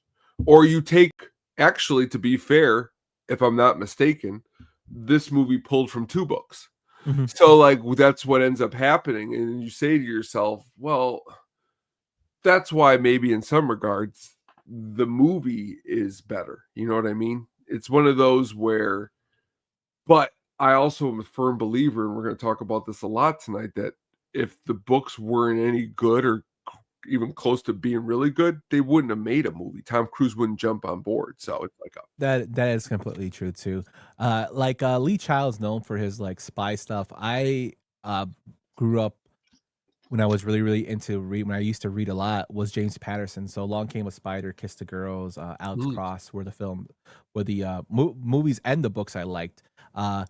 Man, they really messed up that last one. Alex Cross. Yeah, with Tyler Perry. But you know, this is kind of falls into kind of the same kind of although Alex Cross is a detective, Jack's but so is Reacher. Reacher's a sergeant that was on he's a military detective basically. So they're kind of in the same kind of atmosphere would I say atmosphere or world, kind of like in that aspect of law enforcement. But yeah, I really enjoyed the films. I like the TV series as well. And I can see why it was so popular. And why it still is popular. Looking forward to the next season that comes out for Reacher. Yeah, it's gonna be good. Pride's been releasing some good stuff, man. So, which is surprising. Yeah, that's true. That is true. With that though, let's move on to our next one, my friend. Stop it, Mama! Stop hurting yourself, Mama! He's gonna laugh at you. They're all gonna laugh at you. 1976's Carrie, written by the great Stephen King. Yeah, I couldn't go without mentioning the King of Horror, Stephen King himself.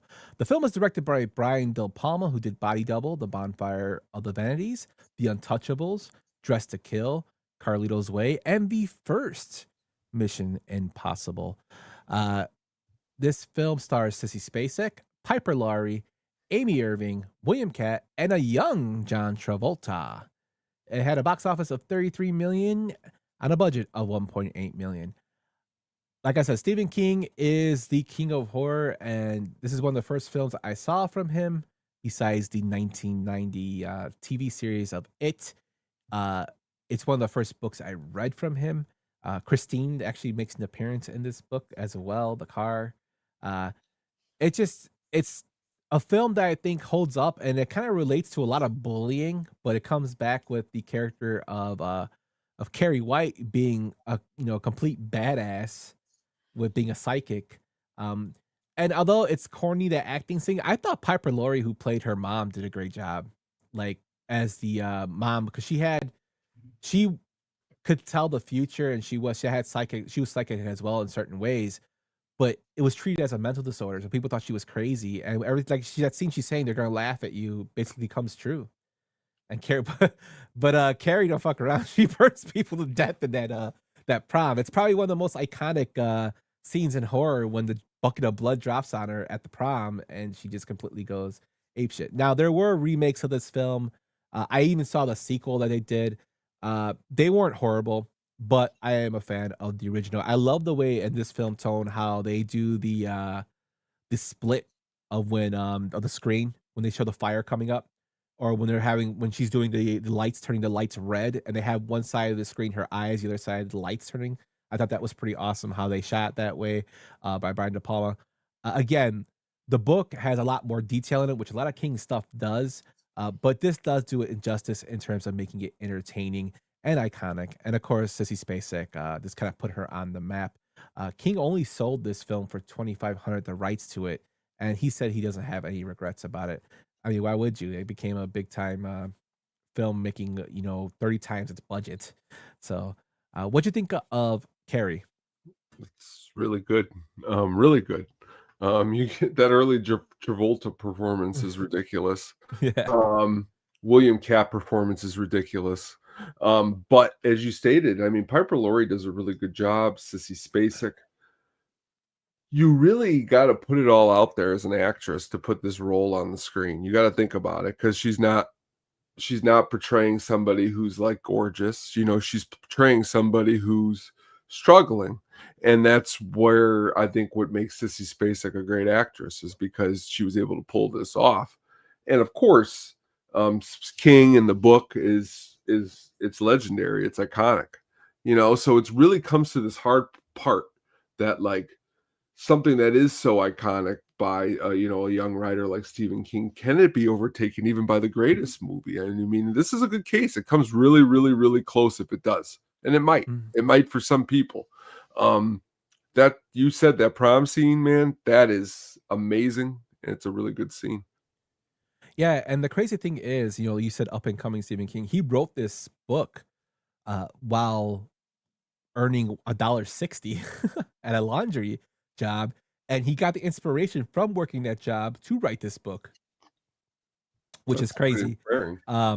So it's pretty crazy how the idea came, and then the book she reads in the library about telekinesis was real. It was a real publication from 1948, which I thought was a kind of a cool throw in.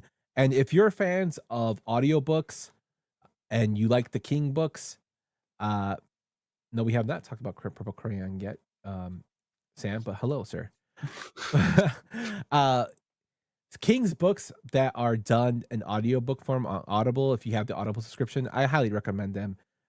The film Dr. Sleep is narrated by William Patton, and it's done a great job. Carrie is actually narrated by Sissy Spacek, so you can actually hear Carrie read Carrie, which I think is kind of cool. That's cool. I didn't know that. Yeah, so if you're a big fan of that, check it out. Again, the iconic scene of the prom, it's still up there. I mean, people know it's from a film. It's probably the most iconic thing from a film, and even though they may not know which film it's from, they know the scene. Now, I hate to bring it back, him back up again, but back to Adam Sandler. Mm-hmm. His comedy album, They're All Gonna Laugh at You. That whole sketch where he just going, they're all gonna laugh at you. They're all gonna laugh. That whole scene is iconic forever. And honestly, if you were to ask me, like when I was 14 or 15, one of the scariest things I had ever seen, it was that hand coming out at the end. When it's all peaceful and they're going by the grave and they put the flower down and the one hand comes up or whatever, I still get goosebumps talking or thinking about that because that scared me when I was a kid. Yeah, it's up there, man. It has a nice little twist to it. You ever see the sequels? Yeah, I saw Rage Carrie 2 with her daughter, apparently. It was okay. Classic ridiculousness. It's screwed up. Like they kind of went like a little far in that one, because then they do one where like she was on like a guy's sex list or something like that, and then they did one with Chloe Grace Moretz. Yeah, that one actually that one wasn't too bad. No, that wasn't but terrible. It was better than the Rage. Yeah, it was better than Rage, but I like the original. Yeah, but to each their own, I guess. Yeah. But that was my pick. Tone, let's get into your next pick, my man. Let's do it.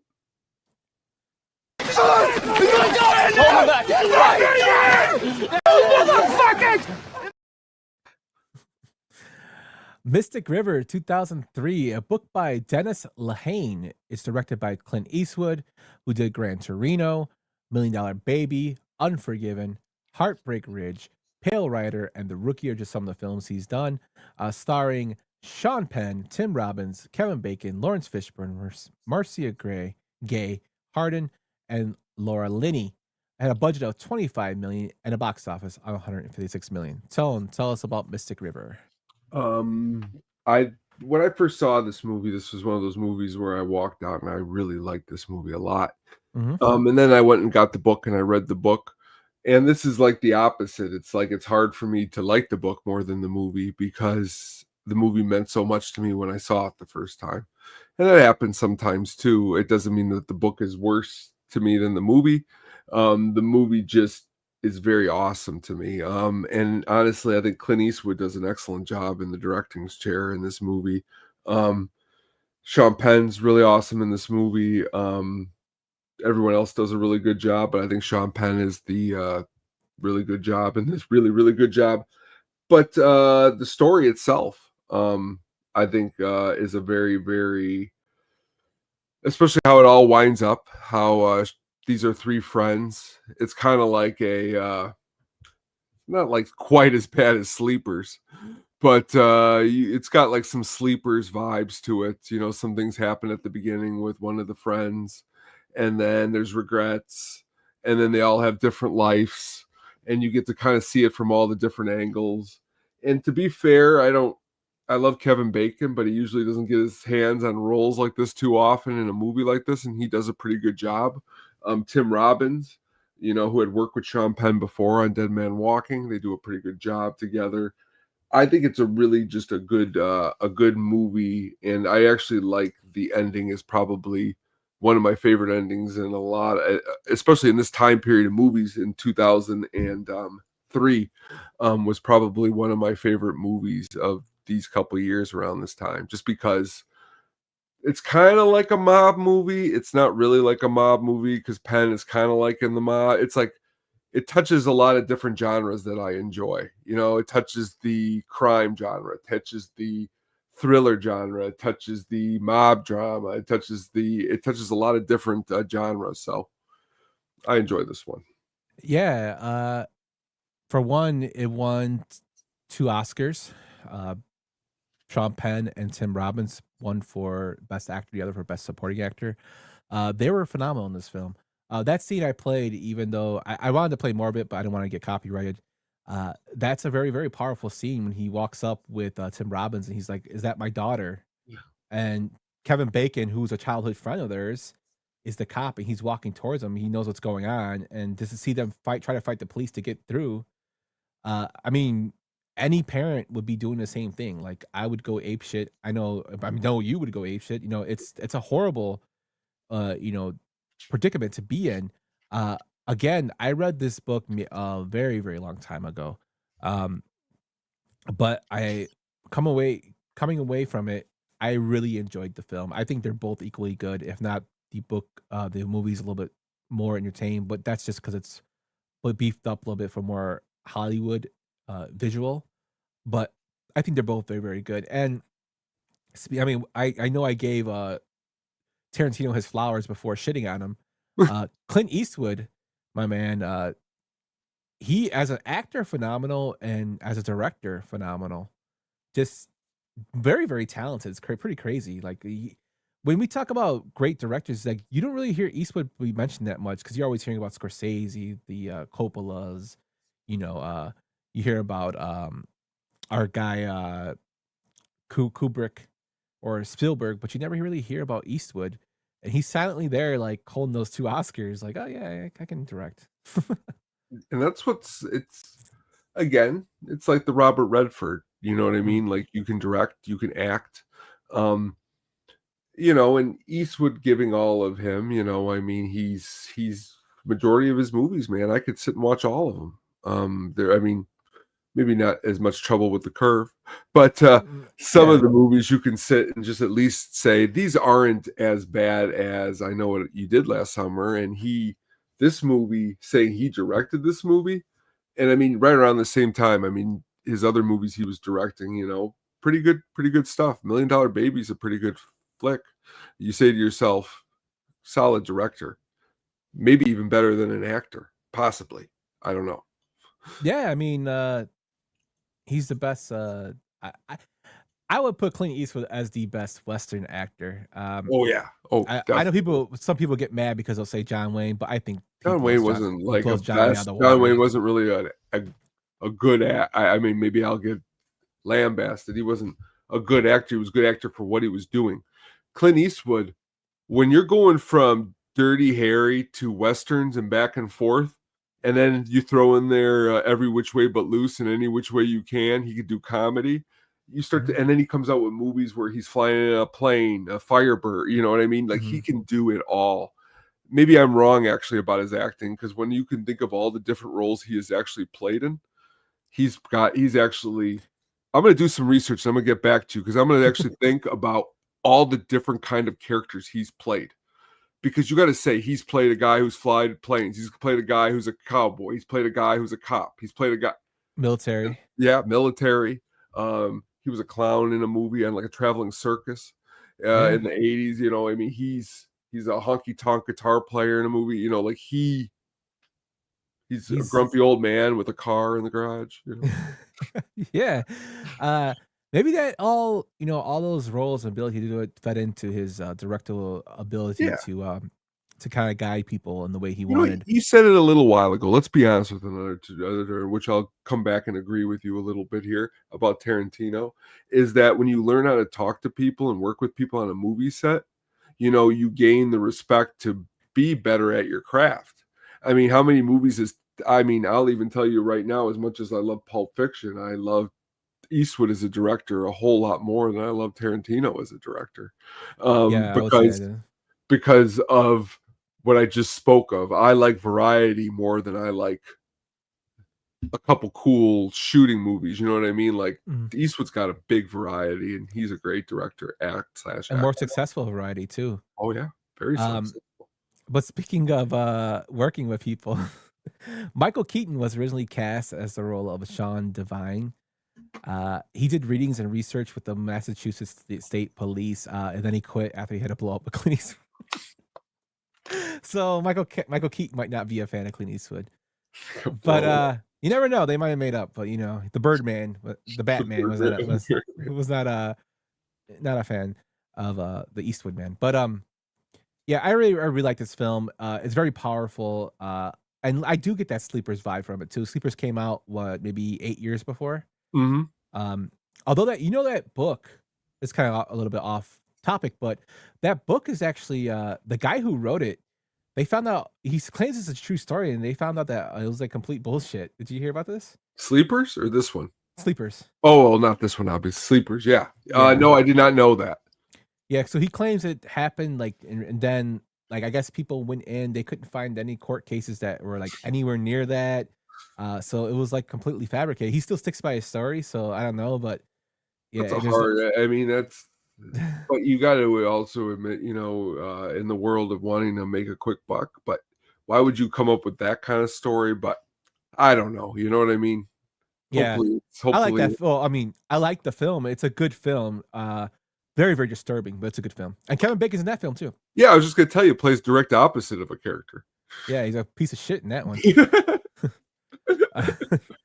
Oh yeah, I remember you guys. What the fuck do you want? Let me just think you go to the movie theaters with your friends to go see like Casino, and then you go with your theaters with your friends to go see Sleepers. That was me. And you're sitting there and you're watching Sleepers, and you're like, I walked out of that movie and I didn't watch that movie again for a lot of years because it was bad vibes, man. And it didn't. It's a good movie, but it doesn't leave you feeling good. I watched that film like when I was like 14. It was on, I think, TNT, and TNT kind of, you know, didn't show everything. Then my senior year in high school, my English teacher also taught film. So he, since we were seniors and like we had our ACTs, he's like, we're going to do something different. We're not going to read a book for the next 2 weeks. We're going to watch a film. He goes, and we're going to do what I do for film class, and we're going to take quizzes on it and stuff like that, right? The film we watched was Sleepers. Oh, wow. And I remember one of the kids telling, my teacher's name Mr. Genosa, one of my kids are telling Mr. Genosa, Mr. Genosa, this is a fucked up film. Why are we watching this? He's like, just watch it. And like, and I remember like, we really discussed everything about it. And like, it was one of those films that stuck with me from then. So it kind of has like something, when I think of high school. It's a good stand-up joke, man. You got showed Sleepers in school, man. Yeah, Mr. J, one of my favorite teachers. He just showed it to us. I guess it was powerful, I guess. Kind of reminds me, yeah, it's just not, no. But great pick, Tom. Thanks. All right, let's move on to our next one. Oh my God. That part right there always makes me laugh because it burps. It sounds like a burp to me. 1973's The Exorcist. If you were listening to us on the podcast, you missed the scene of the spider walk, is what I played. The book was written by William Peter Blatty, who also directed The Exorcist 3. So I highly recommend you check that film out. Tony watched it and he liked it. It's directed by William Friedkin, who did To Live and Die in L.A., The French Connection, Cruising. He did Jen's favorite film, Bug, which he confuses with Fly. That's also Dougie Fresh, his wife's favorite film. She hates that movie, Bug. And did Blue Chips, man. I totally forgot he did Blue Chips until I was doing research for this. It stars Ellen Burstyn, Max von Sydow, Lee J. Cobb, Jason Miller, William O'Malley, and Linda Blair. Speaking of Sleepers, we're talking about Jason Miller, whose kid Jason Patrick is in Sleepers. A budget of $11 million and a box office of $430 million. It was the first horror film to be nominated for an Oscar. This really put horror on the map, coming off the Night of Living Dead by George A. Romero. This one put it with a big budget, and William Friedkin actually got, like, this movie got Oscar buzz, which is something that was unheard of at the time. The book is phenomenal. The film is phenomenal. They're both equal in my mind, both revolutionary in terms of writing. This actually got the aspect of possession really into the horror genre, as well as in the film genre with books and what that. I like this film. Who does not like The Exorcist? I mean, unless you're terrified of it, my wife. But just a great overall job of playing the mood of, the possession of a girl. Linda Blair is so good as a young kid in this film. It's ridiculous. It's really good. It's still like certain parts of this film still freak me out. I remember when I was doing 31 Days of Horror. This is the first time. I think it was 4 years ago, Tone? Yeah. It was. This was your fourth. Yeah. Yeah, it's one of my films, and I remember when I was editing this and listening to it in my headphones, sitting down here and like just with the light of my computer, and you still get kind of freaked out of listening to it. It's still a terrifying film in certain aspects. It's also a film where a lot of creepy things happen on the set. People said that stuff caught on fire, stuff like that. If you want to do the paranormal stuff, but it's really well done. It's a perfect horror movie in my opinion. The book was done very good justice. It got the horror genre on the map even bigger. Now it went on to do a sequel that was completely horseshit, but luckily William Peter Blatty came back and fixed it very well. One of my favorite parts of this film, Tone, is when Jason Miller starts beating the shit out of Linda Blair. Oh yeah, he's like, "Come to me." That part always, even as I watched it when I was a kid, and the film was scary, but that part always made me laugh because he's just like punching the shit out of him. But very well done in terms of directing.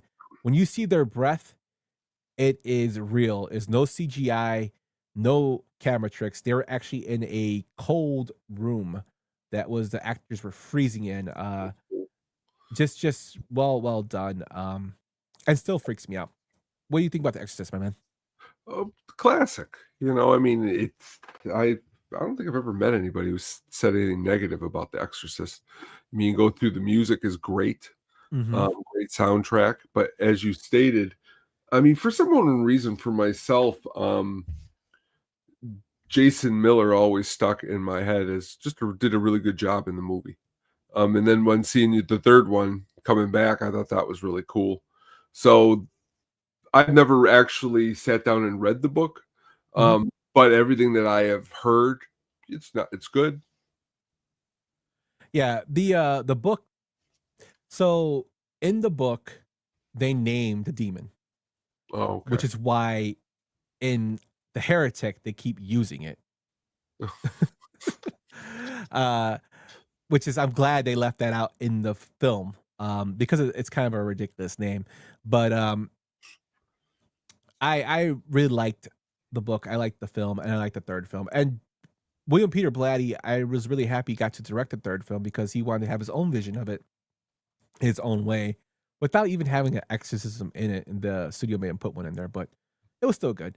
But yeah, this is like when we're talking about pound for pound, like the big heavyweights in horror, this is probably like number one on a lot of people's list. And maybe not so much now because there's all these other films that are out that people have different views on, but this was mine when I mean, this is one of the scariest films I've ever seen.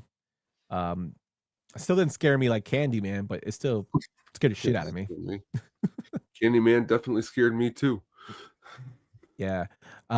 Crazy thing is, Freak can actually use real exorcism audio recordings for some of the demon sounds, which I think made it even worse. Like, It's freaked great. me out. Yeah. So, great film. Great job by everyone.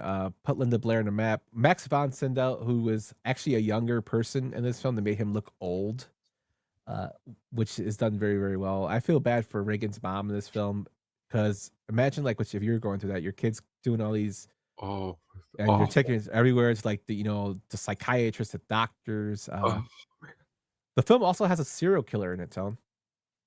Did you know that? yeah. No, I did not. So the part where she goes to the hospital, the guy who's giving her, I believe, the X-ray tech Uh-huh. is actually a serial killer. Really? Yeah, I don't know if he was he did an acting job there, but he might have worked in the hospital. But I know he killed like 4 women. That's crazy. Yeah, it's Really crazy. it's pretty Sad crazy, too. Sad and crazy. sad and crazy. But if you haven't seen The Exorcist, get off your ass and go watch it. What'd you think of the new one? But I don't know if you heard, since you're speaking of some news, they Yeah, just announced last week that I think Scarlett Johansson is going to star in a new one. yeah, she's a busy girl. She's coming back for The Exorcist, and she's in talks to take over Catwoman for Zoe Kravitz. Look at that. Look at that. Living life. I'm not gonna see the new one. I didn't see the new one. It looks stupid to me. David, I will say this: David Gordon Green has kind of maybe not want to watch any of his movies.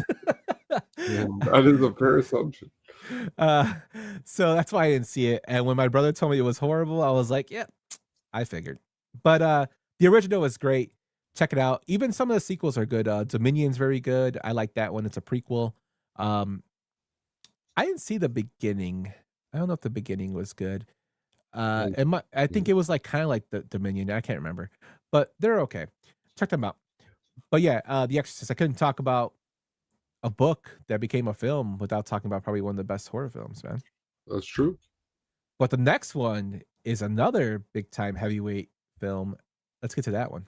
This is difficult. Give your career a rest. Leave her alone. A naked guy with a gun? You expect anyone to believe that? Get the fuck away from me.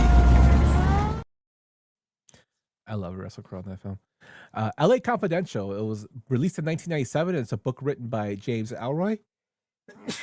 Excuse me. Sure. It's directed by Curtis Hanson, who did The Hand That Rocks the Cradle. That made me laugh when I read that. Wonder Boys, Inner Shoes, Chasing Mavericks, Lucky You, and The River Wild. It stars Kevin Spacey, Russell Crowe, Guy Pearce, Kim Basinger, Danny DeVito, David Stray. How do you say his name, Tone? I always get his name wrong. Strahan. David Strahan, Ron Rifkin, and James Cromwell. That will do, pig. And a budget of $35 million and a box office of $125 million. Tone, tell us about LA Confidential, my friend. I'm laughing real quick because I just thought of when David Strathairn, because I just watched him on The Sopranos. Yeah. When he's in the bed, he looks at Carmela and he's like, no. He pretty much tells her off or whatever. Yeah. She starts crying. You know what? Yeah, before I go further, you were right about something, because I had watched The Sopranos a lot, but I had never focused in on Carmela before. But when we had our show, you told me that she was very, very annoying and she sucked. And when you said that, I didn't even say anything to you, but I said in my head, I go, well, I never really had a problem with her. Oh, she sucks. Oh, you're absolutely right. But back to what we're talking about here. The book to this movie. I love LA Confidential. It's one of my favorite movies of all time. I mean, I love it a lot.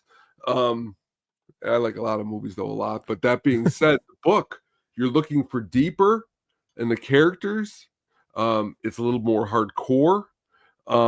What's cool about the book versus the movie is the book takes place over years. Mm-hmm. The movie takes place over a couple months. So like in the book, you get a little bit more, and there's a little bit more juice, and things a little bit more like make a little bit more sense. Not that the movie doesn't, because it just says it's a great movie, but the book though, you just get a little bit more. Now, so I never read the book.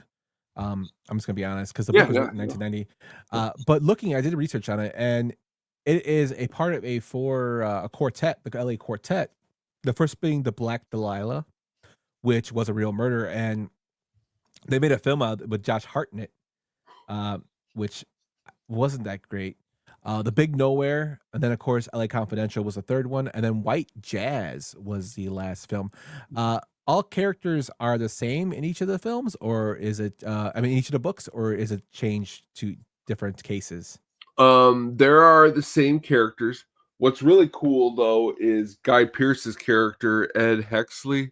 Mhm. His dad is like a big time cop in the book series, where in here it's not. His father is a famous detective, where in the movie he's just like a beat cop. They just kind of mention him in passing because that's why they kind of give him crap. But like the in the book too, her origin story, Lynn Bracken, is a lot more detailed than like in the movie. You get a little bit more of who she kind of was. Where in this one, my favorite part in the whole movie is where that she's in there with Russell Crowe comes to the door to talk to her, and that one guy comes up behind her and he's like, "You want me to get rid of him?" And then like the way Russell Crowe talks to that guy, but like you don't get some of that stuff in the book because you don't hear, like you said, Russell Crowe does a great job. You know, a piece of garbage, Kevin Spacey does a good job. You know what I mean? Like you get some really good performances. Personally, if you want to know, I'm gonna tell you my favorite underrated performance in this movie is James Cromwell. I'm a big James Cromwell fan. I think he does awesome in this movie. But the book, you get more juice. And the coolest thing in the book versus the movie, I would say, is the ending in the book. The ending in the book is a huge chaotic prison train shootout, which you don't get that in the movie. You get a little bit good shootout, but not quite a chaotic train prison shootout. So it's a little different. Yeah, and in the book, Mickey Cohen, he's in the movie as well too. A real life gangster from LA. I like that aspect. He was in the Gangster Squad by Sean Penn, but really really bad dude. If you look up Mickey Cohen, I like that they do that aspect in it. I like neo noir films. I like neo noir books, neo noir games. LA Noir. If you ever played that game? Oh yeah, was really really cool. So this film's right up your alley if you're into that kind of stuff. The books, check them out. I'm actually interested now in reading the books since you put it out there. I might do audiobooks. It'd be a little better for me. Get it in pretty quick. Yeah. But it's something. This is something like right up my alley. Like I said, I love crime. There's a series that I really got into. That it is a crime series besides the Alex Cross stuff. But I don't know if you ever heard of the author. It's Tony Hillerman. Sounds familiar, kind of.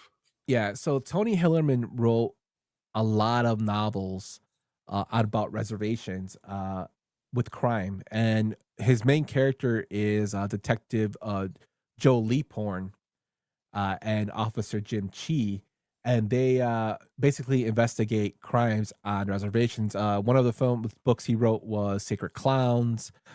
He also did The Blessing Way, Listening Women, People of Darkness, stuff like that. They've released films on these, and they're pretty good. But the books are really, really interesting because they give it more of a crime aspect of how they handle stuff on reservations, which I thought was kind of cool. Take a look at that. Yeah, check them out. Blessing Way is really good. Sacred Clowns is really good. Write that down. And you can get into any book. It doesn't really. They don't really go from. You don't have to know the previous ones, and the characters are kind of explained a little bit in each book. They'll like be introduced the same way, kind of. But it's just really interesting to me. But yeah, check out Tony Hillerman. But yeah, I love LA Confidential. I love the film. I think Russell Crowe is at like a peak Russell Crowe. Although Russell Crowe is getting a resurgence now in film again. Now you want to have a good time. Now I don't suggest this as like a good movie, but if you want to have fun, he's played recently. I think it was in the last year or two. He's played in 2 movies. He's played pretty much a priest who is like taking down demon, like he's like an exorcist priest, Yeah, pretty much. And honestly, they're ridiculous, and he does a good job in them. So for if you like Russell Crowe, so I'm here for the Crowe resurgence. He's got some good stuff. So that film makes me laugh because he's overweight. Russell Crowe's overweight, and he drives like a little scooter like a little scooter moped. Yes. It makes me laugh, that film. About it. It was okay. Those films are okay. I don't mind them. I like Russell Crowe. I think he's a great actor. Yes. But even in that film he did where he was the cop, the comedic, the Wrong Guys, I think it was, the Nice Guys. Yeah, that's a good movie. That was actually a very, very a good film too.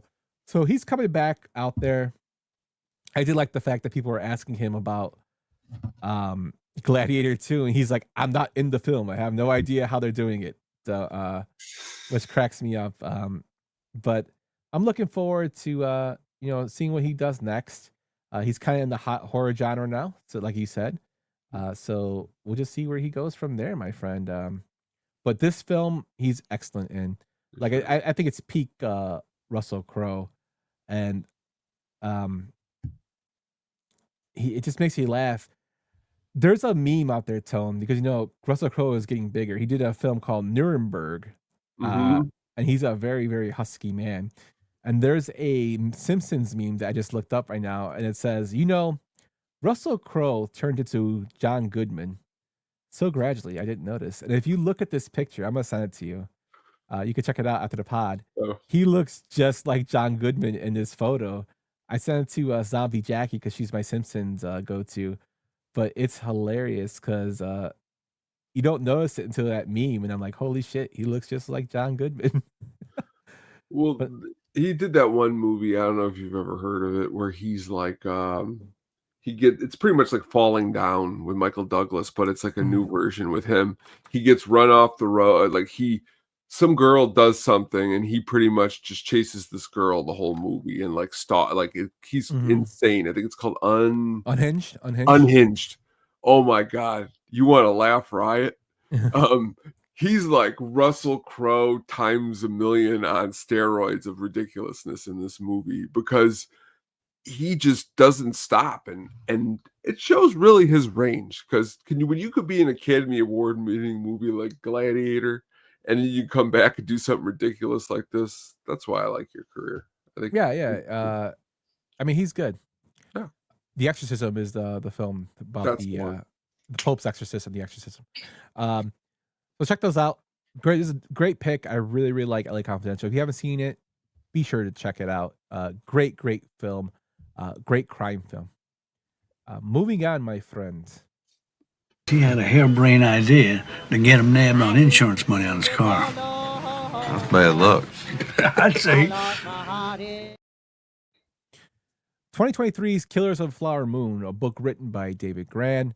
It was directed by Martin Scorsese, who, of course, did Goodfellas, Casino, The Last Temptation of Christ, Departed, Taxi Driver, and Mean Streets. It stars Leonardo DiCaprio, Robert De Niro, Lily Gladstone, Jesse Plemons, Tantu Cardinal, and John Lithgow. Now, this film had a budget of $200 million and made $158 million at the box office, so it lost money. My kitchen cabinet got screwed up over Thanksgiving. It's unhinged. Jack. Oh, mailman Jack, you're the man. This film is based off the book of the same name that actually covers the Osage County murders that were first case taken on by the newly formed FBI director J. Edgar Hoover. And it basically is the Osage people are found oil, and a lot of people basically, killed them off, or married to them, or killed them off to get their inheritance. This film is not an easy film to watch. It's very long, I will tell you that, but just the character, I always say that Leo to me is a great actor, but I think he's kind of like overrated. This film, I think he did a great job because he made me not like him extremely. He was not a good person, and the person he portrays was not a good person in real life. I really, really liked the film, but I will say this: the book, I think, is a little bit better because I did not like the way Scorsese ended this film with the radio show. But Lily Gladstone was phenomenal in it. I thought she should have won the Oscar. I think Jesse Plemons is awesome. I think Robert De Niro is awesome. A little too much hate on the Freemasons, even, but I know why they put that in there. But I think it's a great telling. I think the book is great, and the film is a great telling of the story. It's just a hard watch, but it dealt with something in history that was horrific. Um, Mailman Jack says he wished somebody else made this movie. Who'd you wish made the movie for Mailman Jack? Um, I think the book is very, very good. It's a lot better, but I like the film. Tone, what'd you think of Killers of the Flower Moon? There's two movies that I just really haven't been able to really get into or Mhm. grasp in the last 10 years. And I think it's maybe because I didn't see them in a big screen in a movie theater in a quiet area. It's this movie and it's The Irishman. And maybe these are the only two movies, which is funny because I don't really, I love long movies. Mhm. And when I've talked about these movies in the past, I've knocked their length, which makes people think that I don't like long movies. No, these just felt really, really long. And what I heard about both, especially this one, it would have done more better to make it like into a short series, possibly, as opposed to a film. But I could be wrong. And you know about what? that. I would totally agree with you there. I think if this would have been a series directed by Scorsese, where he got everything he wanted to put in and have that slow burn come out, I think Spielberg would have done a good job. I think Scorsese, the reason I'm switching a little bit because Mailman Jack put Spielberg maybe directing. I think Spielberg would have been okay to direct this, but I think Scorsese also took a lot of indigenous people aspects and culture and really, really put that into the film. And I appreciate that of him for doing that. And he used a lot of the music. He used a lot of even at the Oscars they had them perform, which I thought was really cool. I know a guy who could have directed this movie, possibly. Catherine And Bigelow would be a good one, too. maybe Mailman Jack would agree with me. A guy who directed this movie called Shakes the Clown, Bobcat Goldthwait. Oh my god! Can you imagine him on the set, gathering God. everybody, trying to film a 3.5-hour movie called Killers of the Flower Jesus Moon? Christ. Catherine Bigelow would have been a good choice too. She would have been a good choice. It's kind of funny you say that this film and The Irishman were two films you couldn't really get into, and this is the second longest film after The Irishman for Scorsese. Yeah, and I mean, I like Scorsese, but then again, when you're, he probably would have moved along better, Mailman says. That's the problem, is that I think Scorsese's got another movie. Did you ever see the one, what is it, the one with Adam Driver, and it's like the priest, they're like priests, Silence. It's like another 2.5, 3 hour. Like, I don't like, and I'll be honest with you, maybe it's because, as you said, it's not the easiest watch either. So what you're doing is you're not only making a hard watch about the subject matter, but you're now combining it by making it long. And it's difficult. Yeah, and I think I like the film, but it's the cultural aspect of it. I think really, really important to me because being indigenous. But the thing is, too, Tone, like I've only watched the film twice because of the length. I think the length kind of hurts that because it is a very long film. It's very powerful, but it's very long. And I think if you would have broken it up to maybe a series that could have been on HBO, it would have done a lot better because you could have fleshed out the characters, like the character of I can't think of the name off the top of my head, but the lawyer that Brendan Fraser plays. Mhm. In the book, he has a little bit more prominent like details about him. And although Fraser played him great in the film, it was like a 2-minute, showing of it. They could have elaborated on it a little bit more in the series to go, maybe having an 8-part series instead of a 2-hour and 205-minute film. That's true. A little bit better. But I still like the film is good. It's just a very long film. But the book is, in my opinion, a little better. But I mean, you had a lot of material to work with. Shout out to Scorsese for even trying to do it. And Leo kind of made me more on his side just for making me hate him even more in this film. Robert De Niro is Robert De Niro. But it's just a great acting cast. and something that happened back in the day. I just didn't like the way he ended with the TV show, the radio show. You might hate Leo a little more. He might win an Oscar this year. So I haven't seen that film, so I mean, I hope he does. that's the one they're kind of picking as being one of the better movies up there towards the top of the year. I've heard it's probably one of the best films ever made, so it was when people are talking about it. Really? I still honestly haven't sat down and seen it yet, so I gotta like get to it. No BS. I've heard from, especially what's going on in the political climate. Like they say it's hilarious that this film was made in 2023. Like coming out with it was as far as written about it and it was made, but the fact I've seen people say this is probably like Paul Thomas Anderson's best film, which is like crazy to me. But if it puts like There Will Be Blood, down a notch, it just makes me want to see even more. I haven't gotten around to see it because I want to sit down and actually enjoy it. And I heard Leo is phenomenal in it. Yeah, definitely. So I am looking forward to it. Jack says, I've been reading Reacher books a lot lately. I need to back up and listen to your thoughts. Yes, Jack, do that, my friend. They're awesome vacation books. The mailman gets vacations? No, but if you want to see a film that details the hardships of the Osage, check out Killers of the Flower Moon. Lily Gladstone still should have won that Oscar, Emma Stone, but I digress. The next film, though, is not as long, but is quite hilarious. Let's go on to that one, my man.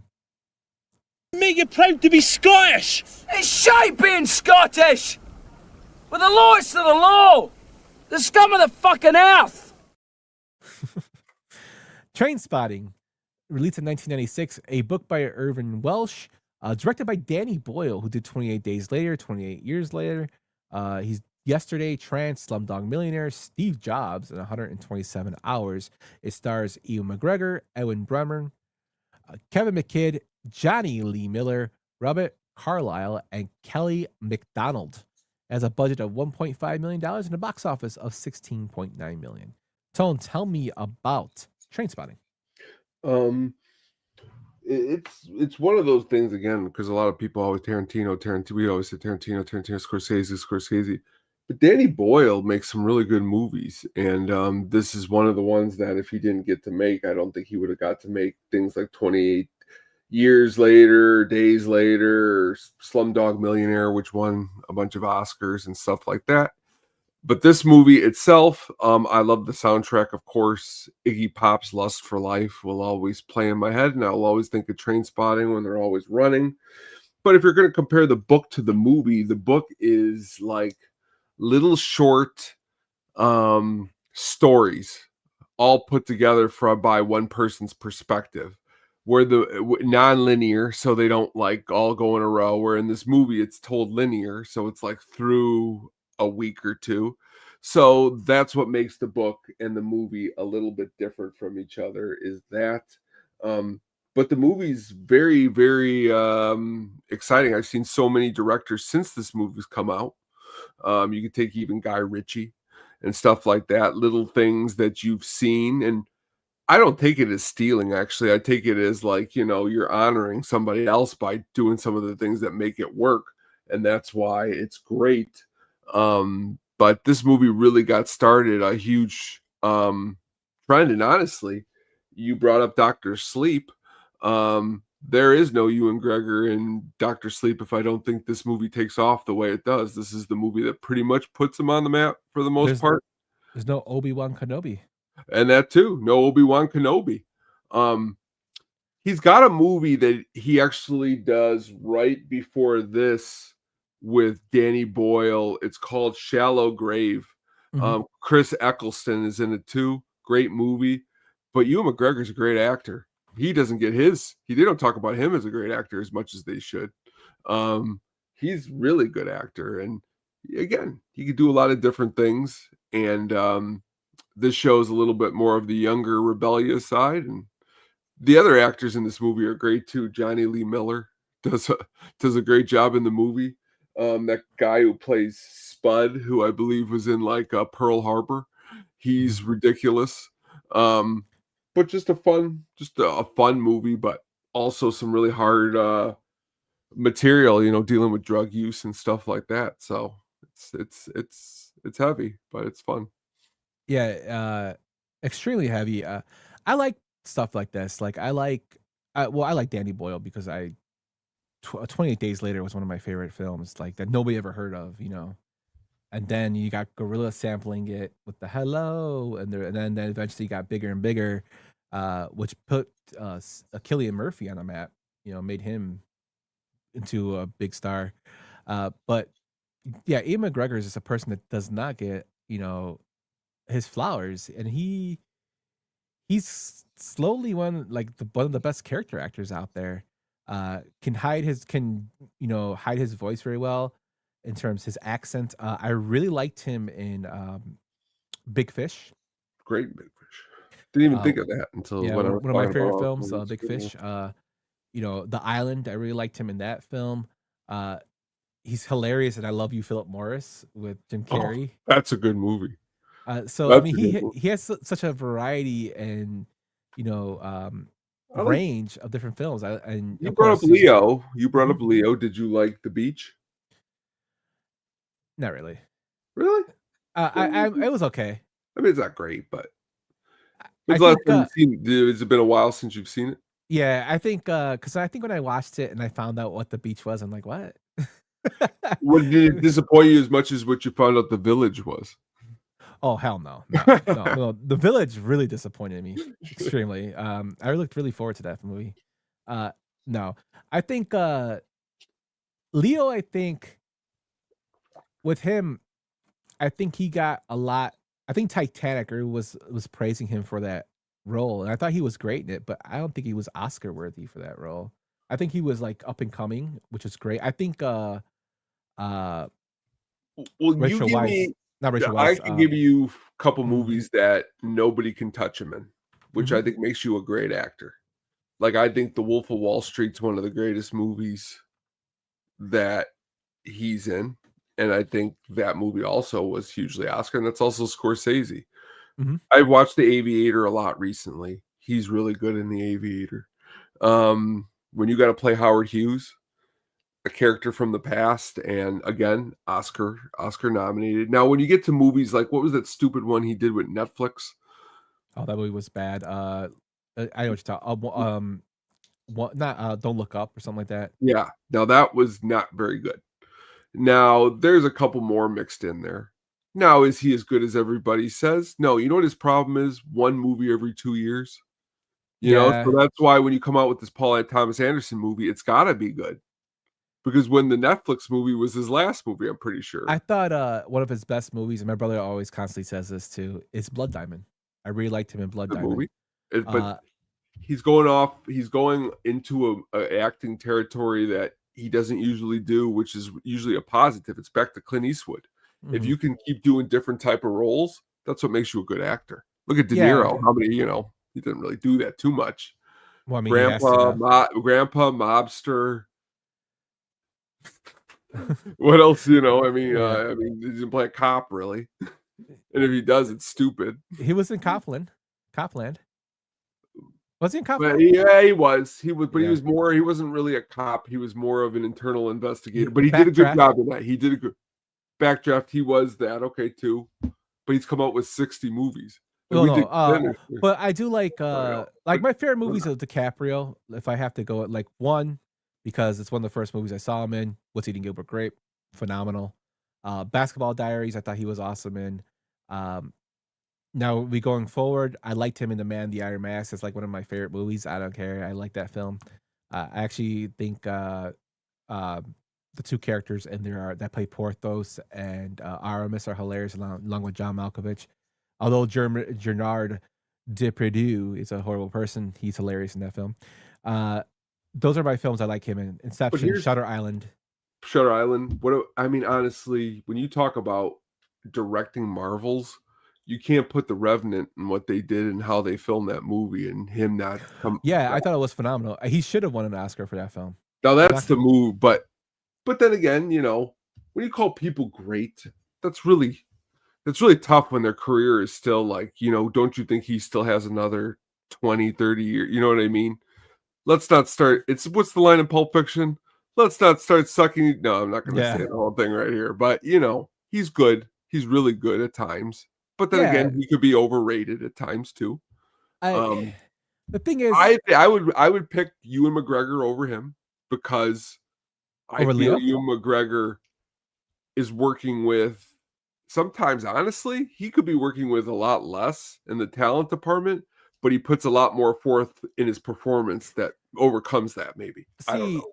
The thing is with Leo, like people are saying he's like one of the greatest actors of all time. And I can't really fault him for doing movies every few years because Daniel Day-Lewis, in my opinion, I know we had the disagreement, is like my favorite actor. I think he's probably the greatest actor in my generation, but he's only done certain films. You know what I mean? So I can't really hate Leo for doing that. I wish Leo would make more stuff. I wish I want to see Leo. I would like to see Leo direct. To be honest with you, I want to see how he sees how a film should be. I mean, he's worked with the best directors. I think there's something that, like, when you talk, like, for some reason, it's something that, I've heard before is that, like, when you look at your Redfords and your Dustin Hoffmans, they look more mature than sometimes Leonardo looks. Mm-hmm. Like, Leonardo sometimes looks young still for his age. Young. I'm pretty sure he's in his 50s, or he's pretty much closing in on to his 50s, Leo. He's 51. And does he look, I mean, I'm not. Well, that was about what my mom age was when she did not look that young. I'll be honest, and I love you, Mom. Yeah. But my point is that Leo is who Leo is, and he's still got a career to go. He's still got a long way to go. He's not as good as this next person we're going to talk about here. No, he's not. But he did work with this person. He did.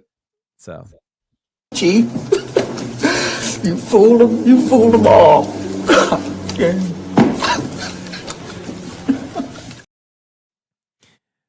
One Flew Over the Cuckoo's Nest, released in 1975. It's a book written by Ken Casey, directed by Milos Forman, who did Amadeus, The People vs. Larry Flint, Hair, Ragtime, Taking Off, and The Fireman's Ball. It stars Jack Nicholson, Louise Fletcher, William Redfield,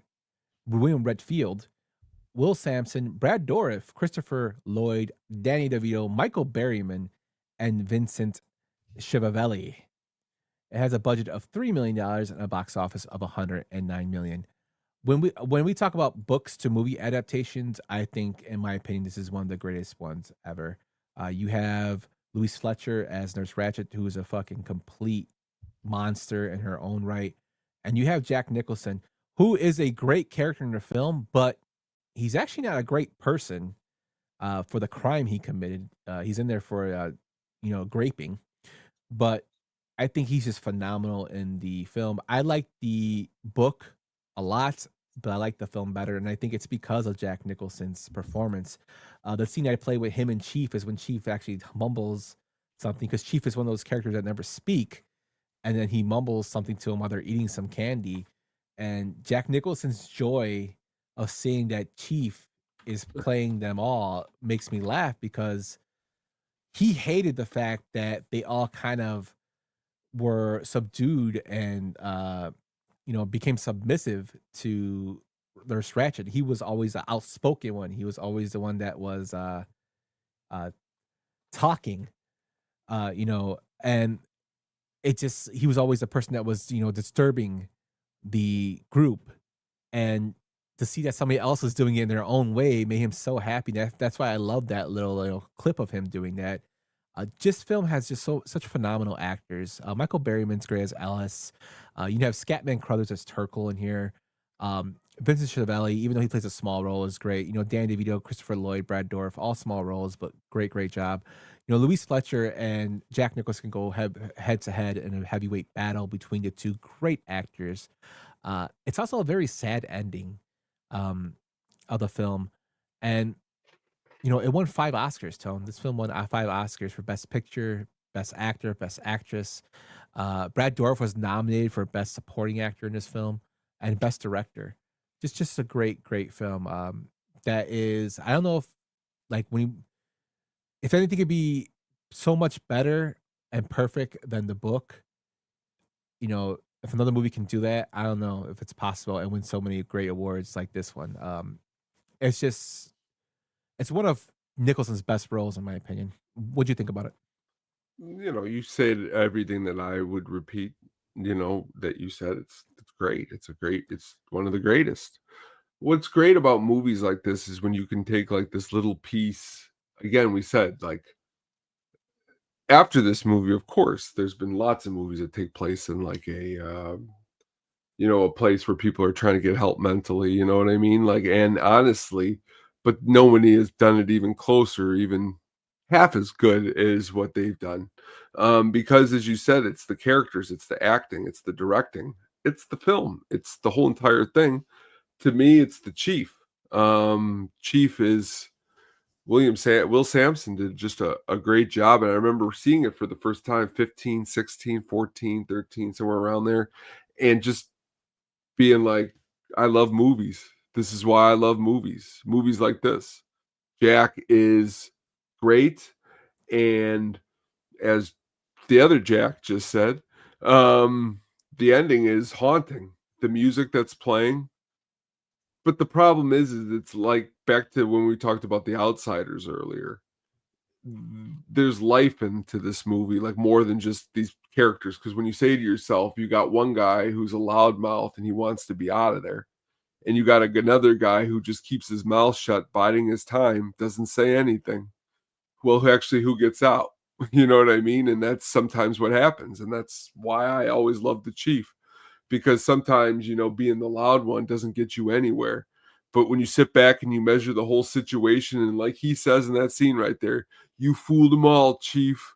You son of a bitch. And the way he smiles, the Chief, and you say to yourself, you watch that movie the first time, you didn't know that was coming. You didn't feel that was the Chief, what he was going to do.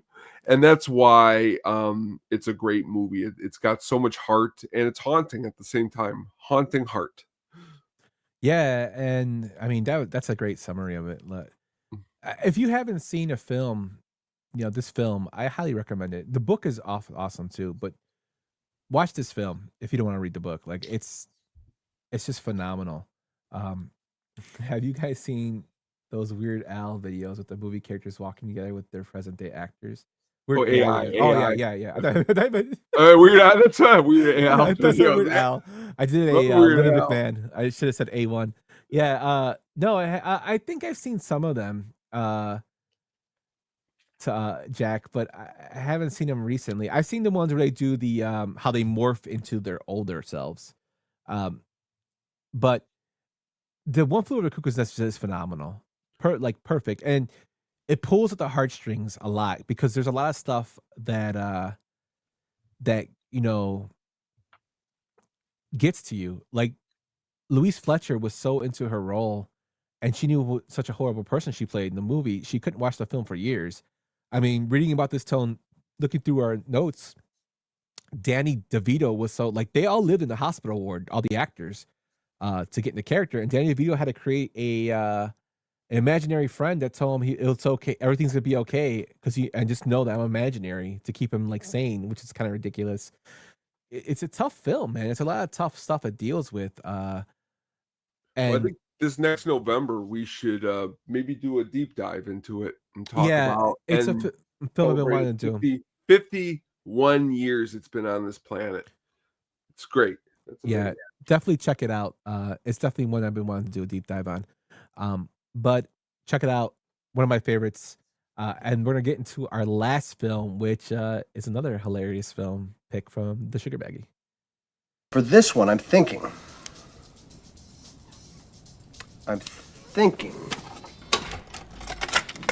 When is this gonna stop? High Fidelity, released in 2000, a book written by Nick Hornby. It was directed by Stephen Frears, who did Dangerous Liaisons. Every time I hear that, I think of that clip from Friends. I never liked Friends, but I've seen it on TikTok where like she claims this is her favorite movie, Dangerous Liaisons, but her real favorite movie is Weekend at Bernie's, which always makes me like The Queen, Philomena, Pretty Little Things, Liam, and The Grifters. It stars John Cusack, Ibn Haljili, I hope I said that correctly, Todd Luzio, Jack Black, Lisa Bonet, Catherine Zeta-Jones, Joan Cusack, and Tim Robbins appears. So Tim Robbins pulling double duty on this list. Had a budget of $30 million and a box office of $47 million. Tone, tell me about High Fidelity, my friend. Again, good movie. The book is really good.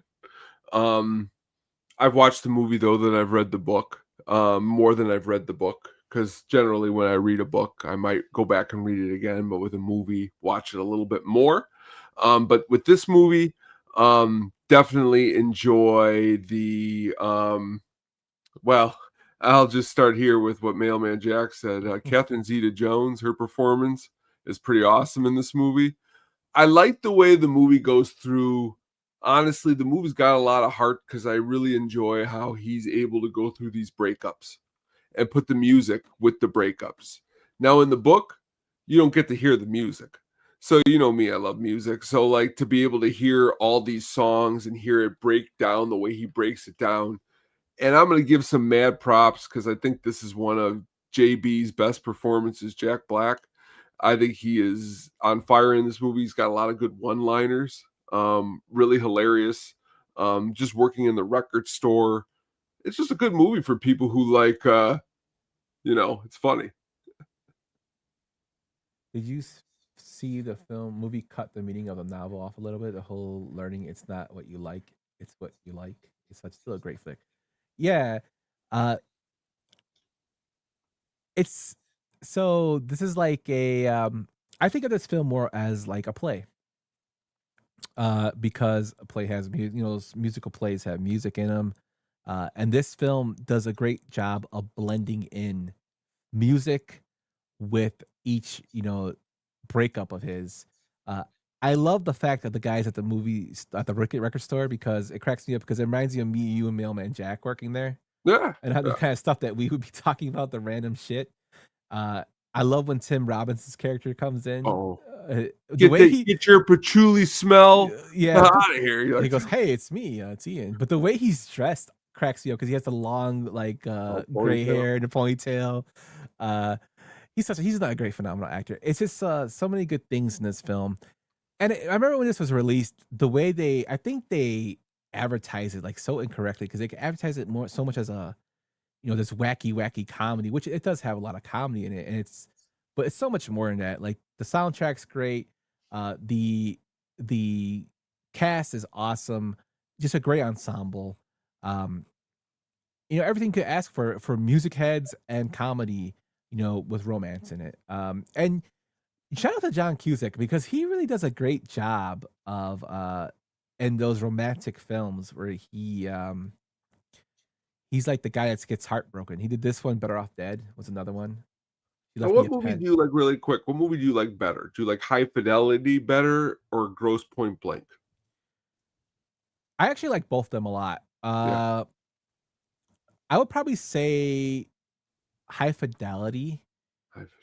Although I do like Gross Point Blank, but High Fidelity because I think I watched it more. Yeah. But I think High Fidelity, probably High Fidelity because I think it has more characters in it. Gross Point Blank got Ari Gold in it. I can't think of his name. Jeremy Piven, which is great. And Aykroyd. And Aykroyd and as like a hitman. Yeah. Popcorn and what's her name? Minnie Driver, which I think is great. But I think High Fidelity just has more characters in it that I think I kind of would like a lot. But they're both very, very good films. Awesome. But this is a good pick, man. The book, like you said, is you can't really listen to the music in it. So there's a book like focus on films, records and vinyls more, or it's what are you more into, like auditory? I mean, when you read the book, because the book is, you can make a 1,000-time argument that the book is a lot better, because like we always talk about, the words are more in there. But if you're someone who wants to just jam, the movie's got more songs, like actually hearing the songs per minute than a lot of other movies that you generally would watch. And it's one of those films too, I think that does a great job of having it set in a cool place. Like, who wouldn't want to work at a record store or own one? You Yeah. know? Oh yeah, that's very true. And I don't know. I just like that aspect of it. Funny thing is, Jack Black, you said is great in this film, and he turned down the role. They had to talk him into it, so good for him. But yeah, great film. Great job to end this one off with our 10 films that were books turned into films. Tone, close it out with High Fidelity. When I saw it, I laughed. Any final thoughts, my man? A lot of good ones we covered tonight. Really good ones, and honestly, some of these I really want to go back now and read some of these books again. Even High Fidelity. It's been a couple years since I've read it, and it's time to reread it. Yeah, definitely myself as well. Before we get into the Sugar Baggy soundtrack pick of the week to close out the show, just do some house cleaning here. Tone, tell us what's going on the hookup. We got an episode coming up probably tomorrow or Sunday. But what we got is we got the sad passing, which you sent me the message as you saw it. Steve Cropper passed away. We're going to be talking about that. We're also going to be talking about some other little fun things along the way that we like to do. And that being said, just definitely please check in because we're talking new music. We got some live guests coming up in a couple weeks, so just keep checking in.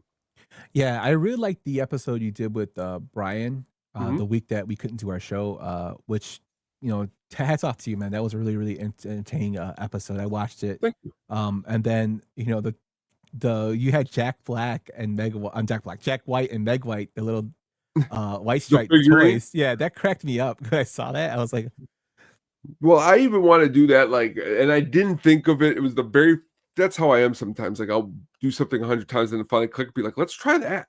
Even on here, like next time I go out, I see any kind of fun little movie stuff, ridiculous, I'm going to pull them up here and we could laugh. Because I didn't think of that until that day. Because I was actually, honestly, I was at Orland Mall. And I was like, oh, this is, okay, we'll get this, that, this. And then I was like, well, that's kind of cool. And also kind of, honestly, there's some really cool, it's giving me some cool backgrounds, like records and stuff for the show. So, yeah. Nice. Yeah, I really enjoyed it. But yeah, check out the hookup. Steve, the Colonel Cropper, who, of course, was a big hit in the 50s and 60s. Of course, if you know him from the Blues Brothers band, but there's so much more, to his career. Kind of like when he died, I was like, oh man, he passed away. That sucks. Carrie Ogawa passed away. Shang Tsung. That sucks too. Which sucks, but yeah, man, our stars of the past are going. What else is going on, my man? What's going on, James Bond? You guys had a great episode yesterday, you and Adam. What'd you guys talk about? We talked about a little movie that had the amazing Christopher Walken in it. We did James Bond. We've been doing that. Next time we're coming back in 2 weeks and we're doing Timothy Dalton's first James Bond, License to Kill. T. Dalton. He will be back. The Beautician and the Beast will be in that stupid movie he did with Fran Drescher. But tune into that because we're going deep into James Bond land. And Frame to Frame, that was really good this last time. Running Man. Yeah, so me and Cotton came back for Frame to Frame to do the old 1987 film The Running Man versus the 2025 film Running Man. It was probably one of my favorite ones we've done, where I loved both films. I'm just going to tell you, I'll spoil it right now, but see why we loved it. It was, and Cotton came up with some new stuff for sequels, and he talked about a couple films. I was just like, Jesus Christ. So check that out. That's on our YouTube. Also, check out, it's getting drafty in here. He's going to have a new episode coming up. I believe this week, right, Tone? He said. That's what he said. For Brian, so it'll be coming out soon. I'm trying to see what the topic is. It's going to be music videos with the Mr. Mailman Jack, our resident mailman, and Zombie Jackie coming on. So that should be a good one. So check that out if you're into drafts. Check out our statisticpenguinstudios.com where we have blogs and all the good stuff there. So be sure to check that out. Again, I'm going to plug the food drive for the Southside Food Drive. If you can donate $1, $1 equals 3 meals. Over, if you just all you gotta do is take a picture of the captcha on the screen, and check that out and help people out there. We raised $21,000 already for our $20,000 goal, but stuff's still happening, and you can still donate and help families out if you can.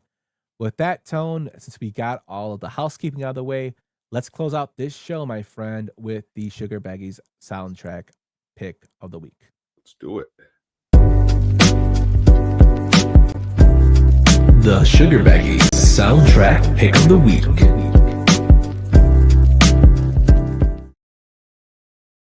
Right. What do we got tonight here for you guys?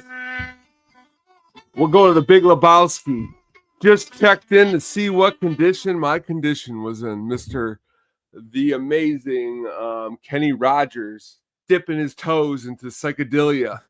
But this soundtrack's got a lot of good songs on it. You got lots and lots and lots of good stuff mixed in throughout the whole entire movie. Of course, you got the Creedence. You got to have the Creedence. The Creedence is definitely very necessary on this. But starting off, you got The Man in Me. I've always loved this Bob Dylan song. I love the way it's used in the movie. I think it is used actually pretty awesomely. But as you go through the soundtrack and you go through the movie, even the made-up bands in the movie, like Autobahn, that amazing band that was put together by your favorite bass player of all time, Flea, who incorporates the movie, just does a really good job. For me, especially like in college, I'll never forget just how many people I heard play that. I just checked in to see what condition my condition was in, and me just not knowing that was actually the Gambler, because and just really memorable performances. We've talked tonight about John Goodman and Steve Buscemi, and they're both in this movie. So again, tonight, in my head, I feel like we've had the most connections between movies and everything else that we've ever had on this show. So the soundtrack is a good one. It's got a lot of classic songs. It's got Elvis Costello, which is really a good track. It also has Nina Simone, who's really good, Henry Mancini, Townes Van Zandt, his cover of Dead Flowers, which is a Rolling Stones track, really awesome. Of course, the Gypsy Kings Hotel California, I almost forgot. That will always be remembered in my mind forever. Mr. Jesus dancing as that plays in the background. Gypsy Kings are actually an awesome band. Lots of really good music. And to be fair, I would never have known them and listened to them more if I didn't hear this Hotel California first in this movie. So kudos to the Big Lebowski for showing me some of this awesome music. Yeah, for one, a weird damn movie, but you got Duke Ellington on this. I Got It Bad, It Ain't That Good. Great track. Of course, the Kenny Rogers performance just dropped in. Have you ever seen the film Faster? With The Rock? Yeah. Yeah. They actually used that scene of that soundtrack clip of just dropped in with Billy Bob Thornton when he's high. I always think of that, like that one and the Big Lebowski are my two favorite usages of that song, because like I like how he's so high and he's walking it, because it just goes with the music. Yeah. And then I'll always remember, Jeff Bridges dancing on the stairs and getting his bowling shoes from Saddam Hussein. Even as a kid, I'm like, why is Saddam Hussein this? But it's a great film, great soundtrack. And I do like The Man in Me. I'm not a big Bob Dylan guy, unfortunately. I mean, I think he's a great poet, but he's hit or miss for me. But I do love The Man in Me. I think it's a great tune. But I am a big Elvis Costello fan, so I guess that says much about me, huh? You like good music, you do. So, but yeah, definitely great pick, Tone. Great soundtrack. Thank you. All right, so that is our film, and Cotton, we went over the 2.5 hour mark just for you. Thank you everybody for listening, watching. and even just taking your time to check in with us. We really, really appreciate. We'll be back next week on Friday, God willing, with some great movie awesomeness. Be sure to check out our other shows, and we look forward to seeing you guys next week. Have a good night. Good night. Thanks for listening to the At the Show podcast, a Sadistic Penguin Studios production. Game over, man. It's game over. What the fuck are we gonna do now? What are we gonna do? Maybe we could build a fire, sing a couple of songs, huh? Why don't we try that?